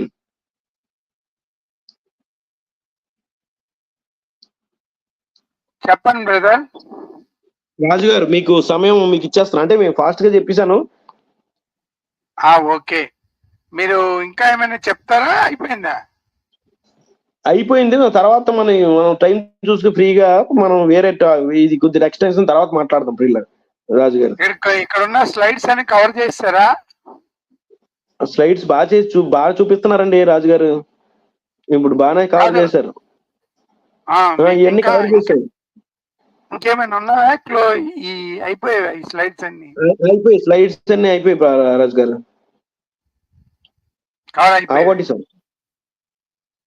Okay, thank you. అద్భుతంగా ఉన్నారు. మరి ప్రేక్షకులారా మీరు గమనించండి, మరి యేసు ప్రభు రాకడ అంటే రెండో రాకడ.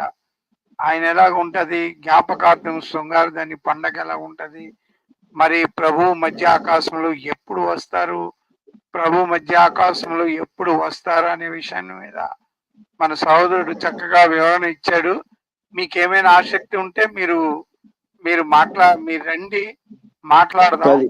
ఎవరైనా తెలుసుకోవాలని ఉద్దేశం ఉంటే మీరు ఫోన్ చేయొచ్చు. ఎందుకంటే ఇవి చాలా ఇంపార్టెంట్ అండి. యేసు ప్రభు రాకడ ఎప్పుడు జరుగుతుంది, ఆయన వచ్చినప్పుడు ఏమేమి సూచనలు ఉంటాయి, మొదటి రాకడ ఎలా ఉంటది, మధ్య ఆకాశంలో రాకడ ఎలా ఉంటది, ఇవన్నీ చాలా ఇంపార్టెంట్ విషయాలు. సో మీరు విన్నారు, 1 hour రిజిస్ట్రేషన్ చూపెట్టారు. రేపు కూడా మళ్ళీ ఎప్పుడు సమయం దొరికితే నేను మళ్ళీ మీకు ఇంటిమేట్ చేస్తాను, మీరు రావచ్చు. థ్యాంక్ యూ పాల్ గారు, మీరు చక్కగా చెప్పారండి. మంచి ఇన్ఫర్మేషన్ ఇచ్చారు ప్రేక్షకులకి. యాక్చువల్లీ చాలా మంది క్రైస్తవులకి విషయాలు తెలియదండి. అవును, ఇంత డీప్ గా ఎవరికి తెలియదు. యేసుప్రభు వస్తారనే తెలుసు, కానీ ఎప్పుడు వస్తారు ఇవి తెలియదు కదా. అవునండి, నిజమే, బాధాకరం. ఎందుకంటే అవునండి, చెప్పండి. అదే మనకి ఈ విషయాలు నేను ఏమనుకుంటానండి, మీ ఛానల్లో ఏమైనా చూస్తుంటారు, మీ ద్వారా అనేకులకి సత్యము తెలియబడాలని ఆశ. అంటే మనం ఏది వివాదం చేయడం కోసం కాదు, కానీ సంఘాలు సత్యంలో నిలబడితే అంతకన్నా సంతోషం కూడా ఉండదు. ప్రభు రాకడని సమర్థవంతంగా సమయానికి మనం ఎదుర్కోగలిగితే చాలండి. మనం అల్టిమేట్ అజెండా అదే కదా. మన పిల్లలందరూ, మన సహోదరులందరూ ఎత్తబడాలి ప్రభు వచ్చినప్పుడు. అయితే యేసు ప్రభు మరి కన్యకలు, బుద్ధులేని కన్యకల కోసం చెప్పాడు. అలాగే మనం సిద్ధం కలిగి ఉండాలి. అవునండి, అవును. ప్రభు రాకడ ఎలా ఉండదంటే చాలా మిస్టీరియస్ గా ఉంటది. కాబట్టి ఇది యూదుల ఒక పండుగలతో కూడా దీనికి సంబంధం ఉంది. ఆయన పెంతెకోస్తు దినం పరిశుద్ధాత్మ ఎట్లా వచ్చిందో, ఆయన ఎలా పరలోకం వెళ్ళాడు. ముందు రోజు వెనక రోజు పడలేదు. యేసుప్రభు వారిని హతమార్చాలని చాలా రోజులు ప్రయత్నం చేశారట. ఆయన కాలం ఇంకా రాలేదని బైబిల్లో మీరు చదివి ఉంటారు సువార్తల్లో. ఆయనకి ఆ సమయం ఇంకా రాలేదని అని బైబిల్లో ఉన్నది. ఎందుకు తెలుసా ఆ సమయం రాలేదు? దేవుడు ఒక ఫిక్స్డ్ డేట్ నిర్ణయించాడు. అది అబీబ్ నెల పస్కా రోజుకి ఒక ఫిక్స్డ్ డేట్ ఉంది. అది 1st month 14th day. యేసుప్రభు ఎగ్జాక్ట్ గా అదే రోజున చనిపోవాలి. మరి ఏ రోజు చనిపోవడానికి అవకాశం లేదు. అది ఎంత వాస్తవమో యేసుప్రభు వారు వచ్చే 2వ రాకడ కూడా 7వ నెల 1వ రోజు ఫిక్స్డ్ డేట్ అది. కాబట్టి మన క్యాలెండర్ 2 రోజులు అటు ఇటుగా పడుతుంది, మనకు ఖచ్చితంగా తెలియదు అది. కాకపోతే మనకు కాలం తీసుకో. మీకు ఉదాహరణకు ఒక చక్కని ఉదాహరణ చెప్తాను పాస్టర్ గారు. ఇప్పుడు గర్భవతి అయిన స్త్రీతో పోల్చబడింది. ఇప్పుడు రేపు మాపు వచ్చేస్తారన్న నేను సూటి ప్రశ్న ఏంటంటే 5వ నెలలో 3వ నెలలో ప్రెగ్నెంట్ డెలివరీ అయిపోదు కదండి. మనకి ఖచ్చితంగా రోజు తెలియపోయిన డాక్టర్ గారు ఏం చెప్తారు, అమ్మా 9వ నెల 10వ తారీఖుకి డేట్ ఇస్తానని చెప్తారు. ఒక రోజు అటు ఇటుగా ఉండొచ్చు కదా. 9 అంటే గర్భం ధరించిన స్త్రీ కాలం పూర్తయినప్పుడే కదా డెలివరీ అవుతుంది. కాలము మనకు తెలియాలి ప్రియులరా. పాస్టర్ గారు ఏంటి అంటానంటే కాలములు 9 నెలలు నిండాలి కదా. మనకు 9 నెలలు వచ్చిన వెంటనే ప్రతి ఒక్కరికి తెలుసు, అమ్మో డెలివరీ టైం దగ్గర పడింది. అలాగే ఆ కాలములు సెప్టెంబర్ అక్టోబర్ మాసం వచ్చినప్పుడు మాత్రమే యేసుప్రభు వస్తారు. కాబట్టి ఆ కాలములు కాకుండా మరి మిగతా టైంలో పస్కా రోజు రాడు ఆయన, పులిహోర పండుగ రోజు రాడు ఆయన, పర్ణశాల పండుగ రోజు రాడు ఆయన. ఎందుకంటే ఈ 3 పండుగలు ఇంకా నెరవేర్చబడలేదండి పాస్టర్ గారు. 3 వరుసగా నెరవేర్స్తాడు యేసుప్రభు వచ్చిన తర్వాత. ఓకే ఓకే అదండి. అంటే మరి యూదుల పండక్కి యేసుప్రభు రాకడికి సంబంధం ఉంది. అమ్మో 100కి 1,00,000% ఉంది. అదే కదా మీరు ఎక్స్ప్లెయిన్ చేసింది. అదే కదా పాస్టర్ గారు. ఇప్పుడు 7 పండుగలు దేవుడు ఎందుకు నియమించాడంటే మనిషిని రక్షించే ఒక ప్లాన్ వేశాడు. ఆ ప్లాన్ అంతా వాటిలో రివీల్ చేశాడు. కాబట్టి అవి షాడోస్, నేను ఒప్పుకుంటాను, షాడోసే అవి. కానీ రియాలిటీ యేసుప్రభువులో ఉంది, నేను కాదంటలేదు. అయితే రియాలిటీ ఇంకా జరగలేదు అంటున్నాను. మిగతా 3 పండుగలు రియాలిటీ మనం చూడలేదు ఇంకా, నేను అనేది అది. కాబట్టి అవే నిజస్వరూపం నేను అంటలేదు పాస్టర్ గారు, నన్ను అపార్థం చేసుకోకండి. క్రీస్తు నిజస్వరూపం, నేను కాదంటలేదు. ఆ క్రీస్తు నిజస్వరూపంలో ఇంకా నెరవేరలేదు ఆ 3 పండుగ. బోర్ధనల పండుగ సంఘం ఎత్తబడుతుంది. ప్రాయశ్చిత్తార్జన రోజు నిజమైన ప్రాయశ్చిత్తం భూమికి జరుగుతుంది. అది ఇంకా 2వ రాకడలో ఆయన వస్త్రం రక్తవర్ణంగా మారుతుంది. ఏదో నుంచి వచ్చుతున్న ఇతను ఎవడు అని యెషయా 63లో ఉంటది. ఏతోము నుంచి వచ్చున్న రక్తవర్ణంగా ధరించుకున్న వస్త్రాలు ధరించుకున్న వచ్చుతున్న ఇతను ఎవడని, అది ఏ రోజు వస్తాడో మనకు తెలియదు అనుకో కాదు. ఆయన ఎక్స్క్లూజివ్ గా యామ్ కిప్పూర్ రోజు వస్తాడు. మనకి విచిత్రం సంగతులు మీకు చెప్తాను రాజుగారు. ఏంటంటే మనకి ఎగ్జాక్ట్ గా శ్రమకాలం ఎప్పుడు ముగిసిపోతుందో తెలుసు. మనకి శ్రమకాలం ఎప్పుడు స్టార్ట్ అవుతుందో కూడా తెలుసుకోవచ్చు. ఎందుకు తెలుసా? యామ్ కిప్పూర్ అనే రోజు శ్రమకాలం ముగిసిపోతుంది. యేసుప్రభు వచ్చుతో ఇంటర్వ్యూన్ ఆయన అయిన తర్వాత అబద్ధ క్రీస్తును సజీవంగా నరకంలో పడిచేస్తాడు. అది మనకు తెలుసు. కాబట్టి ఎగ్జాక్ట్ గా ఆ దాని నుంచి మనం 3.5 సంవత్సరాలు ముందుకు వస్తే శ్రమకాలం ఎప్పుడు స్టార్ట్ అవుతుందో కూడా మనం కనిపెట్టుకుని ఉండొచ్చు. అది ఎప్పుడు తెలుసా? అబీబ్ నెల 10వ తారీఖు స్టార్ట్ అవుతుంది పాస్టర్ గారు. అబీబ్ నెల 10వ తారీఖు అంటే మన క్యాలెండర్ లో మార్చి ఏప్రిల్ మాసంలోనే మహాశ్రమలు స్టార్ట్ అవుతాయి. మీరు ఫిక్స్ రాసి పెట్టుకోండి. మీరు ఖచ్చితంగా మనం ఏ సంవత్సరం మనకు తెలీదు. అయితే ప్రతి సంవత్సరం మనం కనిపెట్టుకుని చూడాలి. వచ్చే సంవత్సరం మార్చి ఏప్రిల్లో మనం చూడండి. వచ్చే సంవత్సరం ఆ నెక్స్ట్ ఇయర్ మనకు తెలీదు. అది ఏసైకి తెలుసు, తండ్రికి తెలుసు. కాబట్టి మనం నెక్స్ట్ నాకు ఒక డౌట్ ఉంది, అది మీరు నెక్స్ట్ టైం వచ్చినప్పుడు అది క్లారిఫై చేయండి. యేసుప్రభు పుట్టిక యూదుల క్యాలెండర్ ప్రకారంగా ఎట్లా ఉంటుంది మీరు చెప్పాలి పాస్టర్ గారు. పుట్టుక అంటే నాకు చాలా మంది అడిగారు, అది యేసుప్రభు పుట్టిక డేటు యాజ్ పర్ యూదుల క్యాలెండర్ ఏంటి? అవును, as per usual calendar 7th month first day. Simple గా అదే ఆ 7th month ఫస్ట్ డే అనేది ఎట్లా అని మీరు మాకు చెప్పాలి క్యాలెండర్ తో పాటు. ఖచ్చితంగా పాస్టర్ గారు, ఖచ్చితంగా. అందుకంటే నేను చెప్తారా? ఖచ్చితంగా పాస్టర్. ఎందుకంటే ఇప్పుడు నేను నోటితో చెప్పడం కన్నా పిక్చర్ రూపంలో కూడా చూపిస్తేనే ఈ విషయాలు క్రైస్తవులకు తెలియదు. చూపెట్టండి, ఎందుకంటే చాలా మంది అడిగారు నాకు. అదేనండి పాస్టర్ గారు. అవును, ఖచ్చితంగా మీరు అన్నది రైటే. మరి బోర్ధనల పండుగ రోజు ఎలాగొస్తాడో మీకు చూపిస్తాను. మీకు ఎందుకు ఆ రోజే పుట్టాడో ఎగ్జాక్ట్ గా బైబిల్లో ఉంది. మన ప్రభు పుట్టినరోజు 19 అన్నట్టు తెలియని రోజు ఏం కాదు. దేవుడు కొన్ని సంగతులు మరుగు చేస్తాడు. సంగతి పరిశోధించట రాజుల ఘనతని దేవుడు ఇలాంటి మూర్ఖులు ఉంటారనే దేవుడు కొంతమందిని మరుగు చేస్తాడు. దేవుడు పరిశుద్ధులు, దేవుని వాక్యాన్ని ప్రేమించే వారికి దేవుడు సంగతి తెలియజేస్తాడు. కాబట్టి మనం ఈజీగా ప్రూవ్ చేయొచ్చు. యేసుప్రభు 7వ నెల మొదటి రోజు పుట్టాడని ఈజీగా ప్రూవ్ చేయొచ్చు. ఈజీ, చాలా ఈజీ. అంటే మన క్యాలెండర్ లో మారిపోతుంది రా పాస్టర్ గారు. బైబిల్ క్యాలెండర్ ప్రకారం ఎప్పుడు ఒకే రోజు పడుతుంది, 7వ నెల మొదటి రోజే. అయితే మన క్యాలెండర్ లో మార్చుకున్నప్పుడు యేసుప్రభు వారు ఆ సంవత్సరం అప్పుడు పుట్టినప్పుడు ఈ సెప్టెంబర్ 11th, కానీ ఈ సంవత్సరం ఎప్పుడు పడింది నేను చెప్పాను కదా, అక్టోబర్ 4వ తారీఖు సాయంత్రం పడింది. చూసారా, అటు ఇటు మారుతుంది నెల. మన క్యాలెండర్ లో అటు ఇటు 1 నెల 2 నెలలు మారుతుంది అటు ఇటుగా. మనకి గుడ్ ఫ్రైడే కూడా డేట్ ఎలా మారుతుంటది? గుడ్ ఫ్రైడే రోజు కాదండి. యాక్చువల్ గా గుడ్ ఫ్రైడే అనేది ట్రెడిషనల్ డే. అది యాక్చువల్ గా పస్కా అనేది ఎప్పుడు ఒకే రోజు పడదు. ఉదాహరణకి మన పుట్టినరోజు ఎప్పుడు ఒకే రోజు పడదు కదా. మనకు ఒక రోజు నాది ఆగస్ట్ 10th అండి పాస్టర్ గారు. ఆగస్ట్ 10th ఎప్పుడు ప్రతి సంవత్సరం శుక్రవారం లక్షవారం పడదు కదా, మారిపోతుంటది. అలాగే ఫిక్స్డ్ డేట్ ఏమో అబీబ్ నెల 14 యేసుప్రభు చనిపోయిన రోజు, అది ఫిక్స్డ్ డేట్. కాకపోతే మన క్యాలెండర్ లో ఎప్పుడు శుక్రవారం పడదు, మరి అది శనివారం పడచ్చు, సోమవారం పడచ్చు, మంగళవారం పడచ్చు. యేసుప్రభు నిజంగా చనిపోయిన రోజు గుడ్ ఫ్రైడే కాదు, యాక్చువల్ గా ఆయన చనిపోయింది బుధవారం, మిడిల్ ఆఫ్ ది వీక్ లో చనిపోయాడు యేసుప్రభు. బుధవారం మన క్యాలెండర్ మార్చుకుంటే చనిపోయాడా? ఎగ్జాక్ట్ గా బుధవారం చనిపోయాడు. ఎందుకంటే బైబిల్లో యూదుల క్యాలెండర్ ప్రకారం బుధవారం అంటారా, ఇంకేమైనా అంటారా? బుధవారం అనరు పాస్టర్ గారు. ఈ బుధవారం అని ఏమన్నారు, అక్కడ బుధుల్లో దేవుడు పేర్లు ఏం పెట్టలేదు, ఒకే ఒక దానికి పేరు పెట్టి 7వ రోజుకి మాత్రమే షబాత్ అని పేరు పెట్టారు తప్ప మిగతా రోజులన్నిటికీ 1వ రోజు, 2వ రోజు, 3వ రోజు అంటారు. పస్కా మాత్రం 14వ తారీఖు ఏ డేట్ అయినా పడవచ్చు. అబీబ్ నెల 14వ తారీఖు శుక్రవారం మన క్యాలెండర్ ఏ రోజున పడచ్చు, 4వ రోజు పడచ్చు, 3వ రోజు పడచ్చు, 5వ రోజు పడచ్చు, ఏ రోజున పడుతుంది 14వ తారీఖు, అది మనం చెప్పలేం. కాబట్టి యేసుప్రభు చనిపోయిన సంవత్సరం మాత్రం 4వ రోజు పడింది.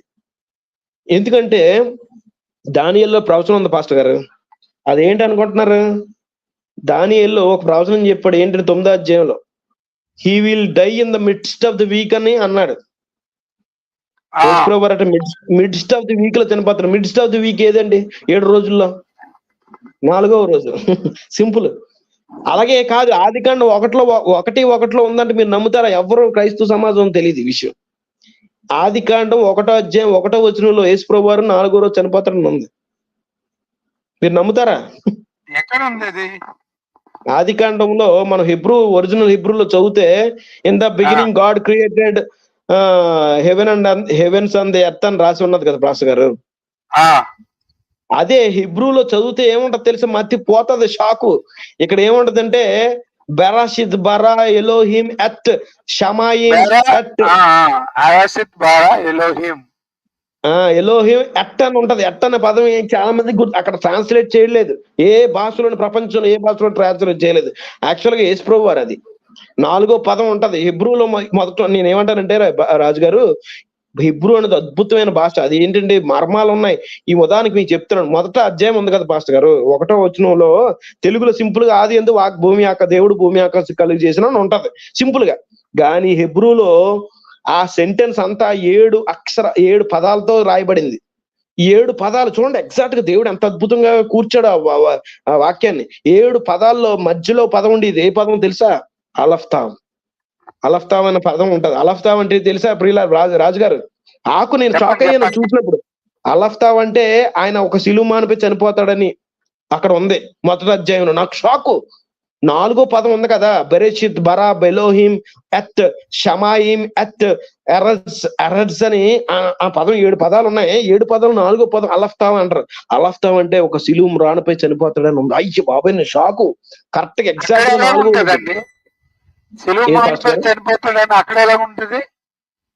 అక్కడే ఉంటది. అదే మీరు చక్కగా మంచి ప్రశ్న వేశారు. యాక్చువల్ గా పాస్టర్ గారు, హిబ్రూలో 22 అక్షరాలు ఉన్నాయి. హిబ్రూలో 22 అక్షరాల్లో హిబ్రూకి ఉన్న అద్భుతమైన లాంగ్వేజ్ కి విశేషం ఏంటంటే ప్రతి అక్షరం ఒక అర్థం ఉంది. ప్రతి అక్షరానికి ఒక అర్థం ఉంది. అలాగే అలఫ్ అంటే ఇప్పుడు మనకి ఇంగ్లీష్ లో ఏ అక్షరం కదండి, లాస్ట్ అక్షరం జడ్ కదా. అలాగే మొదటి అక్షరం హిబ్రూలో అలఫ్, లాస్ట్ అక్షరం తావు. అలఫ్ అంటే పిక్టోగ్రఫిక్, అంటే మోసే టైంకి ముందు, ఇంకా మోసే టైంలో ప్రాంతంలో అలఫ్ ఎలా రాసేవారు తెలుసా? ఒక ఎద్దు రూపంలో బుల్, ఒక ఆక్స్ హెడ్.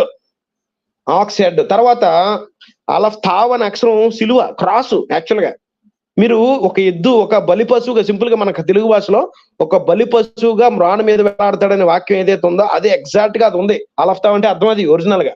అలఫ్తావ్ అంటే ఆదియు అంతం అని బైబిల్ ఉంది కదండి, ఆల్ఫా ఒమేగా అని. అది గ్రీకు. ఒరిజినల్ హిబ్రూలో అయితే అలఫ్తావ్ అన్నది. అలఫ్ అంటే ఏమో ఎద్దు, ఒక ఆక్స్ హెడ్. అది హెడ్ మాట.